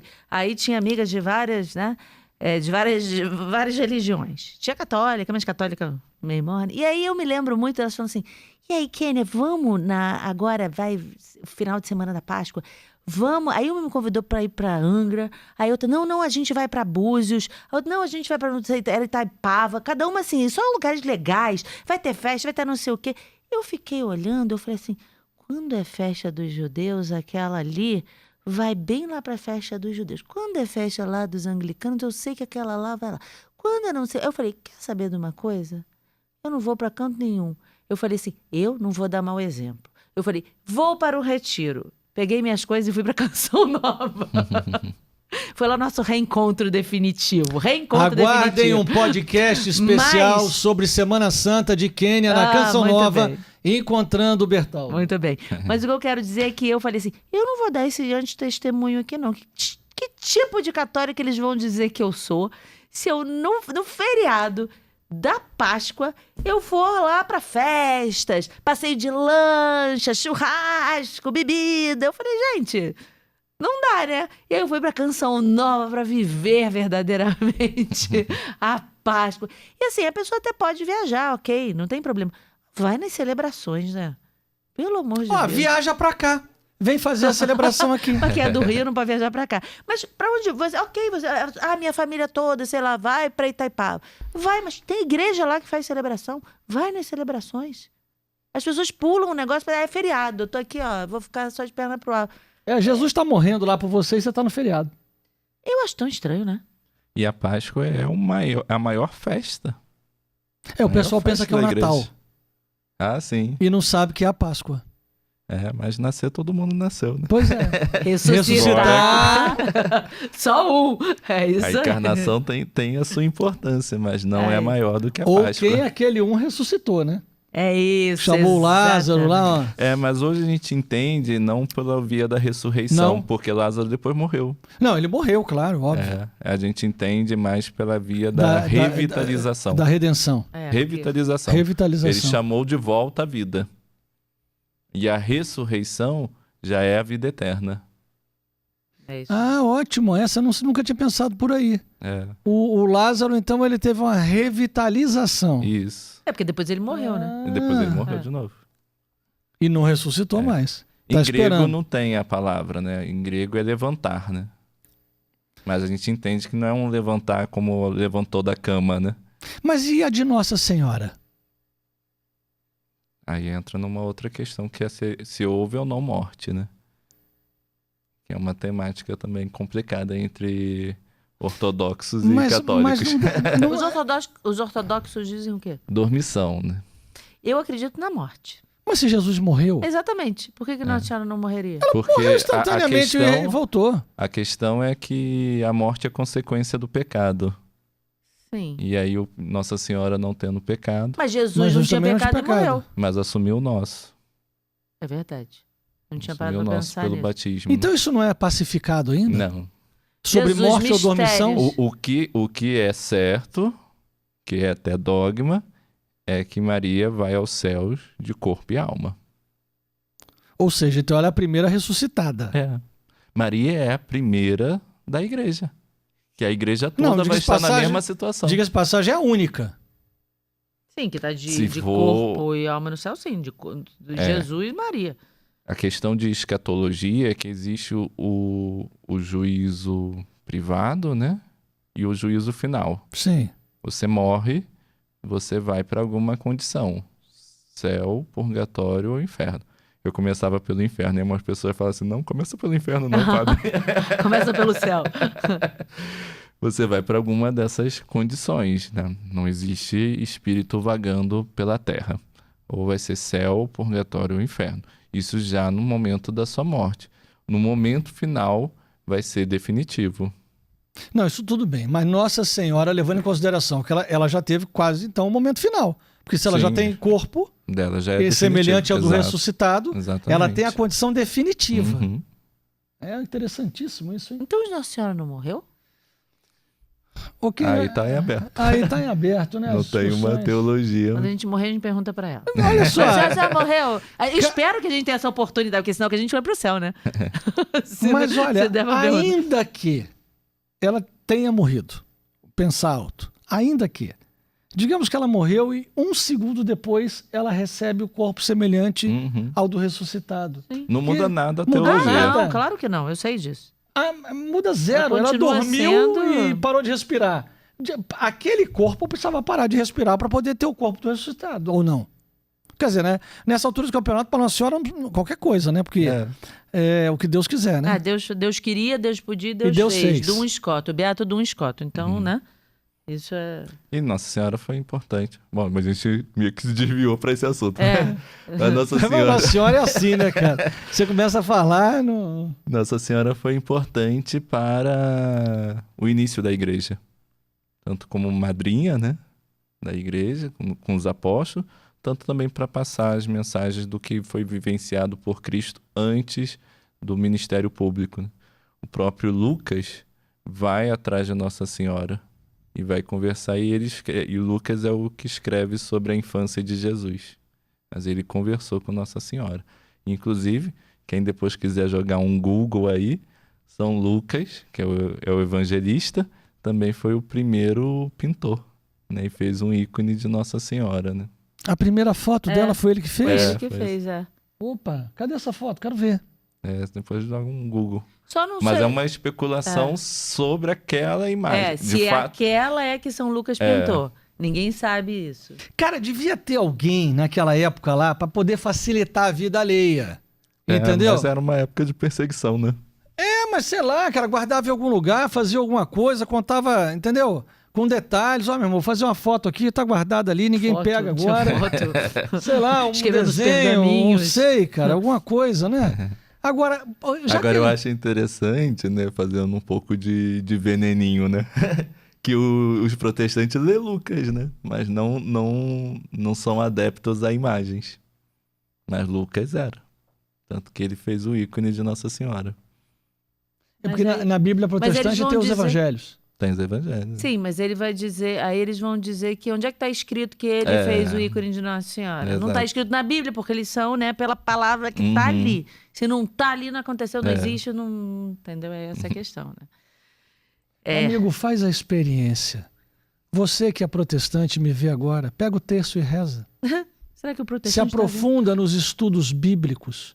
Todos os protestantes que vieram aqui, se aprofundaram, se tornaram católicos. É isso, assistam o professor Eduardo Faria, que Todo fez um mundo episódio que veio maravilhoso aqui. O cara começa Ele era... a ver... Qual era a ele diz- igreja dele? Ele era pastor da igreja presbiteriana. presbiteriana, muitos anos. Muitos anos. Gravou um episódio fantástico com a Entrou gente. em colapso Converteu. quando ele começou a estudar profundamente. Ele disse, gente, mas peraí, o que aconteceu aqui atrás? Alguém separou um negócio que não era para separar. É, impressionante. Enfim, acho que a gente esclareceu bem a quaresma, né? Mas eu não Acho quero falar que- só um tiquinho de exorcismo? Quero, não posso perder o exorcista O padre tá aqui. aqui. Como é que você virou exorcista, cara? Conta aí. Tu virou exorcista, como é que é? Você Eu- acordou um dia, agora você é exorcista. Eu caí de paraquedas nisso. Eu sou da área de letras, né? E eu fiz o curso para poder desenvolver o estatuto, né, da arquidiocese. E acabou fazendo o estatuto. Só que O meu estatuto nome de quê? dos exorcistas. Dos exorcistas. E aí, o meu nome ficou lá, porque eu fiz o curso, e eu fui ficando. Hoje, eu dou graças a Deus por isso. Porque quando eu fiz, mesmo já sendo padre, né? A gente sempre tem aquela mentalidade, gente, o que eu tô fazendo da vida? Que eu tô entrando nesse curso. Mas quando eu fiz o curso, é fantástico. O curso para ser exorcista? É. Ah, porque tem um curso. Tem um curso. Não é assim, o padre foi intitulado lá e vou pegar o manual aqui das orações e vou fazer, não. Você tem que aprender onde você está se metendo, Tem né? um curso e pelo estatuto aqui da arquidiocese, a gente tem que manter o curso. A gente tem que continuar fazendo o curso. Não é fiz uma vez só e pronto. Faz todo ano? Todo ano, senão você acaba sendo substituído. Ah, uma reciclagem. Quem é que ensina isso? É alguém de Roma? É alguém daqui? Como é que é? É de Roma, mas tem o secretariado de língua portuguesa. Aí eles é que vêm fazer o curso. A ideia do curso, que hoje é para padres, e para padres do Brasil todo, né? Não é só para a Arquidiocese do Rio de Janeiro, não.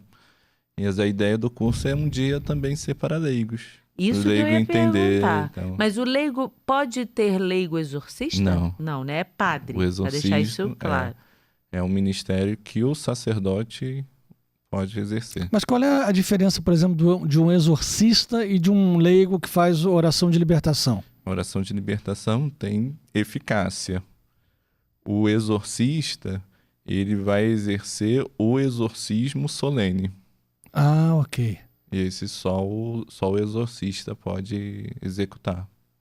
Mas, por exemplo, nesse tempo que você está também na função de exorcista aqui, na arquidiocese, você já teve muitos exorcismos para valer mesmo ou são mais coisas mais leves? Se a gente pode perguntar assim.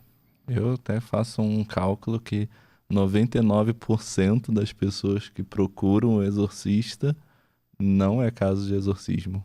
É problema psicológico. Não, peraí, psiquiátrico. calma. Não é caso de possessão. Não é caso de possessão. É caso de quê? Tecnicamente falando. A grande parte é uma questão psicológica mesmo, que precisa ser trabalhado. Outra, mas não tão grande, né? Outra parte é muito misticismo. Ah, ok. Há uma ideia aí misturada com outras religiões, muito com espírita, né? Umas ideias de infestações, mas é provinda não da Igreja Católica, mas provinda de um ideário espírita. Ou seja, a pessoa acha que está com aquilo, é isso? Não isso. necessariamente ela está. É. Não é isso? Ela fica achando e falando, a minha vida não vai para frente porque tem um problema. Ou a pessoa até tem algum problema psicológico, psiquiátrico, e ela acha que aquilo é fruto de um espírito maligno que está fazendo aquilo com ela. Padre, durante muito tempo eu trabalhei com um exorcista, que é o Frei Inocêncio, que eu citei aqui. Eu já vi muita coisa estranha. Estranha mesmo. Gente que tem problema psicológico? Sim, muitas. Mas eu já vi coisa estranha. Eu já vi gente ter, assim, se mexer de um jeito, falar de um jeito. Aqui mesmo, uma vez, Padre Bartoli veio aqui e veio celebrar uma missa e tal. E tinha uma senhora que ficava andando em volta da capela, em volta da capela, em volta da capela. Ela ficava andando em volta da capela e rosnando. Falando, parecia um bicho rosnando, e ela fazia umas caras horrorosas. Me empresta aquele seu terço azul lá, porque eu tenho o meu aqui, mas só pra... Era horrível. Esse aqui que é neutro. Olha só. Não é linguagem neutra, não foi isso que eu quis dizer, não, hein, gente? Eu estava com um terço desse, exatamente azul assim. E eu estava na mesma sala que ele, que essa senhora e um outro cara rezando. E o terço estava enrolado na minha mão, porque eu previamente já estava com ele, e estava com ele assim, ó, segurando de bolinha. Ele estava intercedendo enquanto o padre estava fazendo exorcismo. Enquanto o padre estava fazendo exorcismo. Só que eu estava numa ponta da sala, num lado da sala, ele estava do outro. Pelo menos uns 3 a 4 metros de distância. Teve uma hora que eu fiz assim e estiquei um mistério para poder puxar para cá. Neste momento, aquela senhorinha, ela deu um voo. Uma voadora. Ela deu um voo de milésimos de segundo. E pegou o terço da minha mão e arrebentou todas as bolinhas no chão. Depois nós recuperamos as bolinhas e a Kênia gentilmente reconstruiu esse terço. Tempos Aí eu falei, depois. o demônio não vai destruir terço, não. Mas safado. assim, aquela senhora não teria a menor possibilidade. Não tinha mesmo, não. Assim, imagina numa distância quase do tamanho dessa mesa, um pouco menor, e ela voar a tempo dela conseguir pegar na minha mão, arrebentar um terço, e eu não conseguir fechar um mistério no outro. É uma agilidade, uma força sobrenatural. Eu tô te dando assim um exemplo do 10 anos de missa todo dia com Frei Inocêncio, vendo exorcismo, a gente pode falar até amanhã de manhã. Mas muita coisa estranha. Muitas casas que nós entramos, em que você saía da casa, parecia que tinha uma tonelada em cima de você. Era preciso rezar para aquilo sair. E Frei Inocêncio, ele dizia que ele começava a melhorar da consagração da missa em diante. Ele atendia de 8 às 11 da manhã. Às vezes ele chegava no altar mal, e ele começava a melhorar da consagração da missa em diante. Não era uma brincadeirinha. Uma vez um homem foi visitá-lo e estava muito doente, e aí no meio da missa eu vi ele falando o relógio. E pessoas que recebem coisas que nos objetos eles estão contaminados. E aí era de algum avô, bisavô daquele cara, esse relógio. Foi feito o exorcismo, o homem melhorou a saúde. Então, o senhor vê coisas assim, desse tipo ou não? O malefício, né? Se vê. E a gente deve pensar na questão de qual é o maior mal que o demônio pode infligir na nossa vida. Se a resposta vir do tipo, como também já ouvi, né? Minha vida não está indo para frente, ou num processo de herança, né? Meus irmãos estão pegando tudo, eu não estou conseguindo nada. Você não está entendendo a ação do demônio. O maior mal que o demônio pode fazer em nós é nos retirar da comunhão com Deus. Por isso que o terço agride. E o que ele quer é nos retirar da ação de Deus. Uma vez veio uma pessoa que toda vez que ela bebia, ela incorporava um demônio. Quando bebia. Quando bebia. O que tem que ser feito? Parar de ficar bêbado. Porque o que precisa é conversão. O que eu hoje vejo é que as pessoas buscam o exorcista como uma simpatia. Ele vai fazer uma oração, eu vou ficar bem de tudo. Se eu tivesse o poder de transformar a vida de todo mundo bem, eu estaria fazendo isso o tempo todo. Mas cada um precisa operar. Não existe exorcismo desassociado de uma vida de conversão. Confissão, Exatamente. comunhão, ter uma vida reta, fugir do pecado. Exatamente. Né? Até porque a casa não pode ficar vazia, né? É. A casa vazia... Você vai ocupar a tua casa com o quê? Ocupa com o Espírito Santo. Não deixa... O malefício, que é, como você comentou, né, de que um relógio, alguma coisa, foi trabalhado.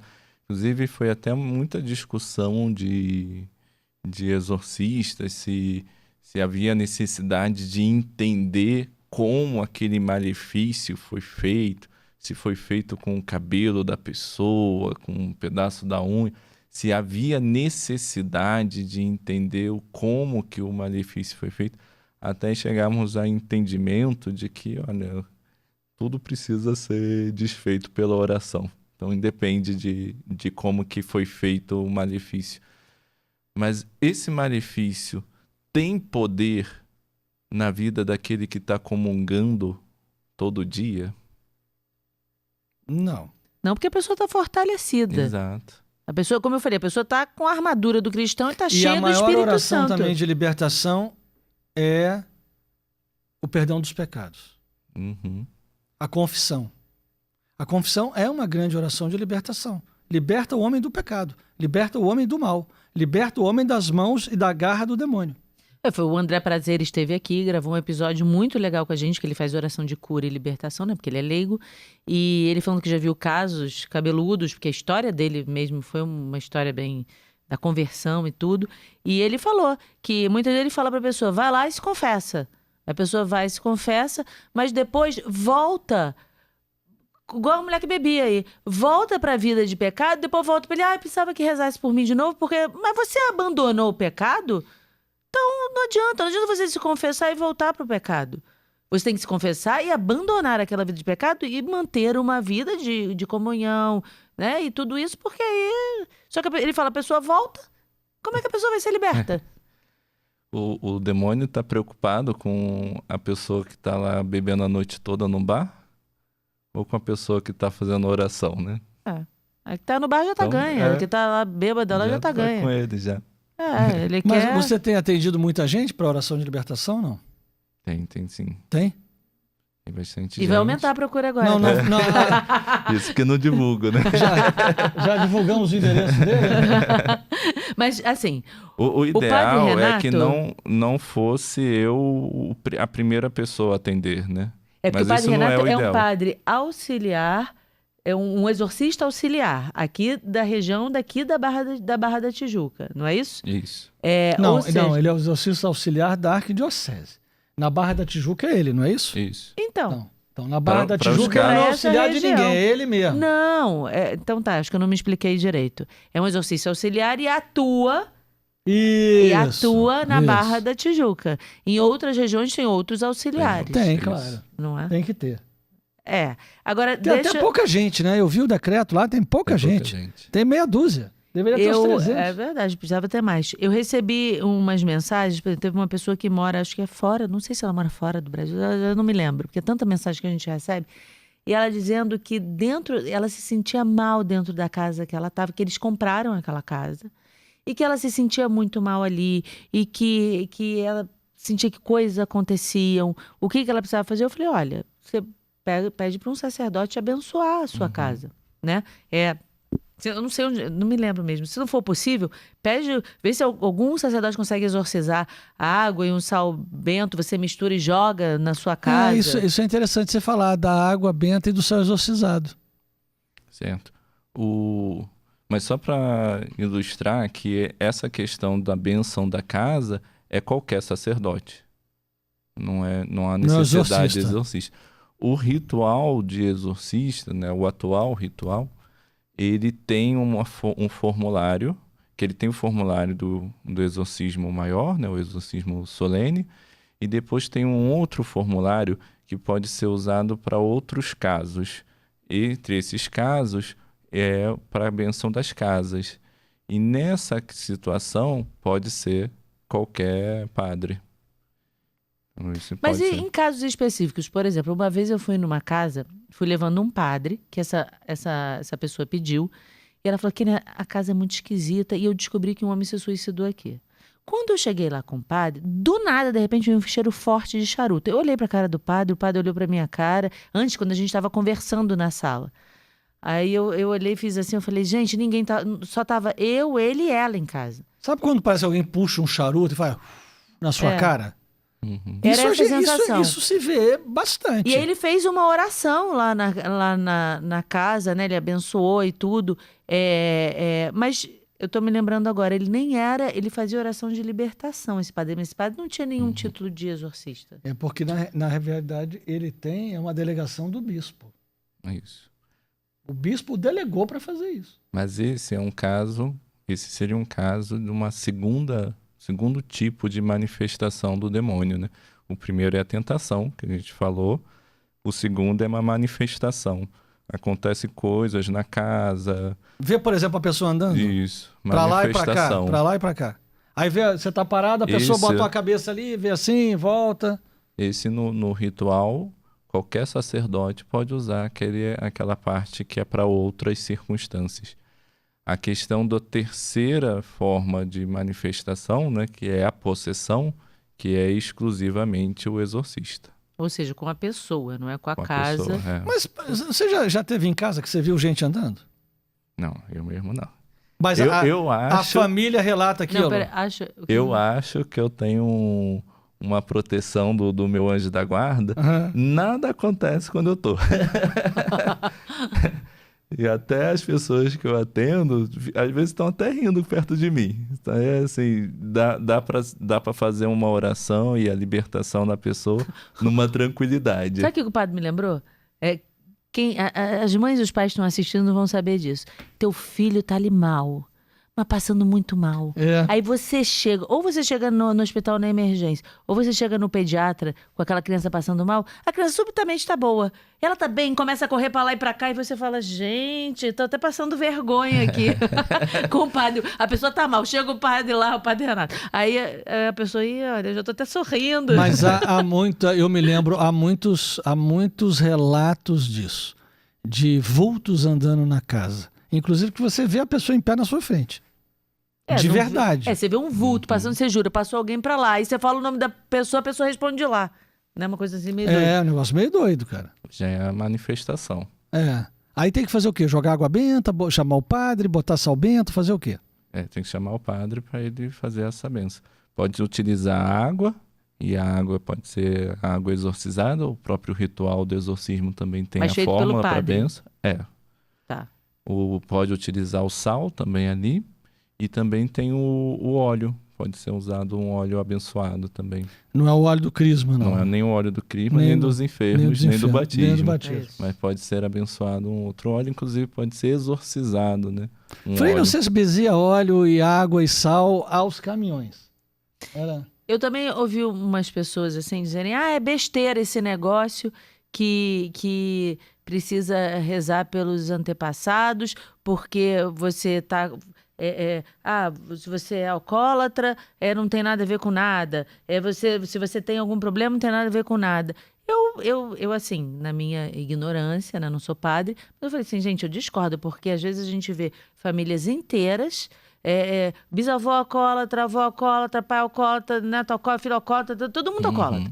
Todo mundo, ou até mesmo famílias com bênçãos, assim, você vê, né? Era um médico respeitado, outro também, outro aí você vai vendo. E assim, isso procede ou isso é invenção? Isso pode proceder a partir da permissão que a pessoa faça. Como eu falei, missa diária, comunhão diária, essa pessoa está fortalecida pelo próprio Cristo, né? Mas existe sim. Inclusive tem algumas orações de libertação que falam exatamente isso, né? Vai fazendo a oração para retirar o demônio que estivesse ligado ali pela própria pessoa, porque às vezes a própria pessoa se amaldiçoa por desafetos ou por familiares. Como a própria pessoa se amaldiçoa? Como assim? Não entendi. Porque a pessoa que só murmura está se amaldiçoando. sim. A pessoa que só reclama, nada na minha vida está dando certo. Eu A falei pessoa tá isso se outro amaldiçoando. dia, mas aí eu estava rezando o ofício da Imaculada, né?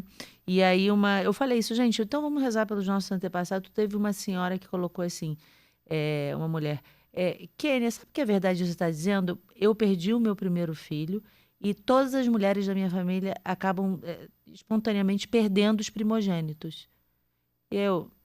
Parece que há um padrão que se repete.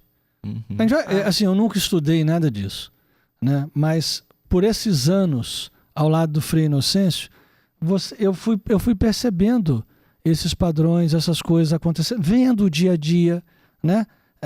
Mas não é um padrão que precisa ser eterno, né? Não, pelo exatamente. contrário. Você pode Você quebrar É um isso. padrão que é completamente quebrável. Diga-se de passagem, o demônio é derrotado. Ele vem atrás da gente o tempo inteiro, mas o tempo inteiro o anjo está ali. Então, é outra história. Em duas passagens, Jesus comenta sobre isso, né? Uma é quando perguntam para Jesus quem é que pecou para a pessoa ter nascido cego, se era a própria pessoa ou os pais. E aí Jesus fala de comer uvas verdes e a criança nascer com dentes embotados, né? Não há uma transmissão, porque Jesus realiza uma obra nova em nossa vida, né? Em outro momento, Jesus fala sobre a impureza que não vem, quando perguntam por que os discípulos não lavavam a mão. Provavelmente lavaram a mão mas não lavaram a mão de acordo com todo o ritual judaico de como deveria ser lavada a mão. Mas por que não lavava a mão? E Jesus fala que não é aquilo que está de fora que nos torna impuro, mas aquilo que sai de nós mesmos. E aí que a gente vai entender a permissão que cada um vai dando para o mal agir na sua vida. Há uma gradualidade do mal, Claro. porque há uma gradualidade da forma como você vai permitindo. As pequenas alianças e as grandes alianças. Exato. Fizeram um trabalho e botaram na porta da minha casa. Tem poder na minha vida? Não. Mas aí eu começo. Fizeram um trabalho para mim. O que será que... já deu alguma coisa errada. Fizeram... Eu estou dando permissão àquilo que não tinha poder na minha vida e eu estou dando permissão. E eu não estou me dando conta de que eu estou dando permissão. Então eu preciso entender que a palavra final na minha vida é Jesus. Não é nem o que os meus antepassados viveram e nem aquilo que as pessoas queiram que aconteça na minha vida. Quem tem autoridade na minha vida é Jesus. Se eu retiro essa autoridade, aí que acontece o problema. Tipo quem é supersticioso ou quem fica fazendo simpatia, por exemplo. Fica fazendo coisas que não são um atentado contra a fé. Sim. E aí vão dando a brecha vai indo, daqui a pouco foi. Até mesmo ler o horóscopo. Lê o horóscopo. Pô, como tem católico que lê horóscopo? Mas quem tem autoridade na minha vida não é a O conjunção signo das estrelas, não. É claro. Não é? Quem tem autoridade na minha vida é Jesus. Olha aí. É. Tô achando que agora eu acho a que... fila do padre lá vai aumentar. Também tô achando, depois que eu ver aqui, ó. Porque eu acho assim, também a gente não pode dizer que tudo é o demônio, também que nada é o demônio. A gente tem que estar sempre, né, atento. Porque já viu, não sei se viu o seriado The Chosen, a minissérie. Eu comecei, Muito mas bom. eu parei na segunda, ainda não vi a segunda terceira. temporada. Eu tô na terceira Você temporada. tá no terceiro episódio ou temporada? Temporada. Não, eu bom. terminei a segunda temporada, isso eu me lembro. A que eu mais Ainda não gostei comecei a foi da terceira. mulher tocando, a mulher que sangrava muito, né? E que tocando na veste de Jesus. Gente, como eu gostei daquele episódio. E tá lindo. E assim, a sensação que dá é que o demônio, assim, só tinha na época de Jesus, porque ele expulsou vários lá. E hoje em dia não tem nenhum, tem também. Né? Não era só naquela época que tinha. Mas também a gente não pode atribuir tudo ao demônio. Senão tudo, eu tô assim, eu tô mal-humorado hoje por causa do demônio, ao invés de eu controlar o meu temperamento. Mas Jesus deu uma ordem clara. Tudo bem, pode não ser tudo o demônio, não é. Não é. Mas Jesus, e isso é uma coisa que eu acho que a gente, sei lá, em tese, se afastou um pouco. Porque Jesus disse, ide pelo mundo inteiro, pregar o evangelho e expulsar os demônios. E tem muita gente que diz, não, demônio de jeito nenhum, não existe. Não é bem verdade. Eu penso que não se tenha demônios como se tinha na antiguidade, quando Jesus estava ali. Por quê? Porque hoje, em cada lugar, em cada horário, tem uma missa sendo celebrada. E isso tem um poder espiritual gigantesco. Mas não anula toda a ação demoníaca. Toda a perversidade que tem no mundo hoje, né? E que circula pela internet. Exato. Então, a gente bem sabe. É uma batalha. Bom, a gente falou para terminar, mas a gente falou da questão agora dos signos, mas é importante também, que a gente já falou isso no outro episódio, mas repetir, filmes de terror, músicas com conteúdos satanistas. Pornografia. Tudo isso é brecha que a gente abre. Exato. Aquilo que antes era tentação. Tentação é o grau da ação demoníaca que todo mundo está sujeito. Você cedeu, você abre brechas para outros graus. Não, teve um filme, eu acho que até há pouco tempo, A Freira. Era uma freira que eu acho que era o demônio, uma coisa tão esquisita. Eu falava, gente, eu só de ver o anúncio, eu credo, quem vai ver um negócio desse? E tem gente que tem o prazer de ver. Isso é muito doido, gente.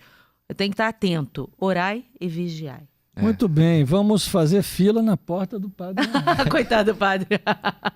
Gente, Padre. a gente vai botar na descrição do vídeo o endereço dele, horário e Coitado, tadinho. Não, o certo, né? Claro que a gente vai atender quem puder atender, né? Mas o certo é que o exorcista não é o primeiro que você vai procurar. Você, em primeiro lugar, vai procurar o padre da sua paróquia. Claro, para confessar. Agora, há um caso que o padre falou assim, olha, isso aí parece que é a necessidade de ver com o exorcista. Aí sim. Mas eu canso de receber pessoas que às vezes era só uma depressão. E eu fico assim, mas quem é que te indicou o exorcista? Eu fui caçando na internet.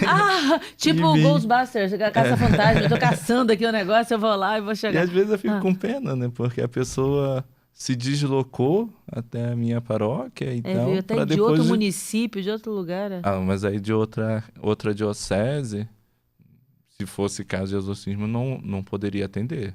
Quem tem que atender é o padre na diocese da pessoa. Isso é importante as pessoas entenderem, porque tem uma questão da nomeação do ordinário local. Ou seja, Dom Arani, que é o nosso cardeal-arcebispo, te nomeou aqui para esta região, né? Isso. Então, cada região tem o responsável. Em outras dioceses, o bispo tem que delegar. Ou seja, não alguém. adianta, gente, a pessoa que está lá em Itapopoca pegar um avião, pegar não sei o que, chegar aqui atrás do padre Renato, né? E dizer que mora na Barra. Também. Se mentir também, já não tem razão. Bom, se começa com mentira, tem um problema aí com o demônio, né mesmo? Tá ótimo. Padre, muito obrigada, viu? Foi bom a gente esclarecer as questões da quaresma, para as pessoas viverem uma quaresma verdadeiramente, entenderem que é um período de conversão que a gente precisa passar, né? Para depois chegar nele na festa da alegria da Páscoa, da ressurreição. E também saber esclarecer algumas coisas sobre o exorcismo, não é isso, Bertal? Padre Renato Brito, com 2 T's, está no Instagram. Tá precisando alimentar o seu Instagram. Vambora. Chuva de perguntas no direct. Tem 3 publicações ali do padre. 3? Só 3. Eu acho que só tem 3. Porque ele não tem tempo, ele tá rezando. O padre não é instagramável. Ou seja, gente, vai lá e manda mensagem. Não, peraí, gente. É Renato T. Brito. T pra caramba, olha só. Renato T. Brito com 2 T's. @Renato. Mas vai estar aí, gente. Vai estar no vídeo, aí você vê como é que é. É isso aí. Gente, pedir para vocês que gostaram, deixar o seu like, se inscrever no canal, compartilhar o conteúdo, agradecer ao pessoal do Deezer, ao pessoal do Spotify. Estamos no Deezer também, viu? Do Spotify também, que o pessoal escuta muita gente no Spotify. Muito bom. Loja Ânima. Muito bom. E relembrar da Loja Ânima, Quaresma. Aí, vou pegar até os 3 terços aqui, ó. Tá cheio de terços, olha só. Os terços, e tem outros lá. Os terços estão com 20%. O neutro? Gente, não é neutro de linguagem neutra, disso não. Serve pra homem e pra mulher. Ai, que coisa. É que tem homem que não gosta de usar pérola. Homem não usa pérola. Aí, tá vendo? É por isso que eu falei. Aí que prefere um mais escuro, assim, que fica mais masculino. É por isso. E o azul, tanto homem quanto mulher usa. Criatura. Então, tá vendo? E outros produtos maravilhosos. Loja Ânima Oficial. E o livro de Fátima? O livro de Fátima. Ai, Jesus. Tá aqui. O livro de Fátima também está na loja. Gente, tem tanta coisa legal na loja. Dá uma olhadinha lá. É um bom presente de Páscoa. Você dá um livro, você dá um terço. Texto tem 20% de desconto. Exatamente. Botar ali a oração de Nossa Senhora na porta de casa. Não prende na porta, na saída ali. Na saída para poder ler, isso. ok? Exatamente, muita coisa legal. Muitíssimo bem. É isso. E lembrando que às quartas-feiras tem o ofício da Imaculada Conceição e também falar para você que esse ano a gente está fazendo um desafio muito legal que chama 365 dias com Deus. Não, para Deus, perdão, errei. 365 dias para Deus.com.br. Muita formação. É numeral 365 dias para Deus.com.br. Você se inscreve e tem tanta coisa legal. Muita formação boa. Vocês não podem ficar de fora, tá bom? Muito bem, padre, obrigado. Não, padre, mas vai dar antes a benção, benção, né? Vai dar a benção. Por favor. O povo em casa fazia a benção. Extensiva a tutti quanti voi. Isso, a todos que estão ouvindo e assistindo.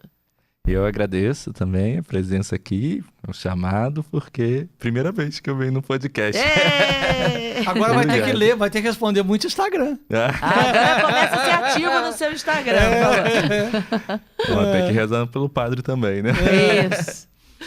O Senhor esteja convosco. Ele está no meio de nós. Senhor, que enchestes o mundo com a vossa bênção, derramai a vossa graça sobre estes vossos filhos, vossos servos.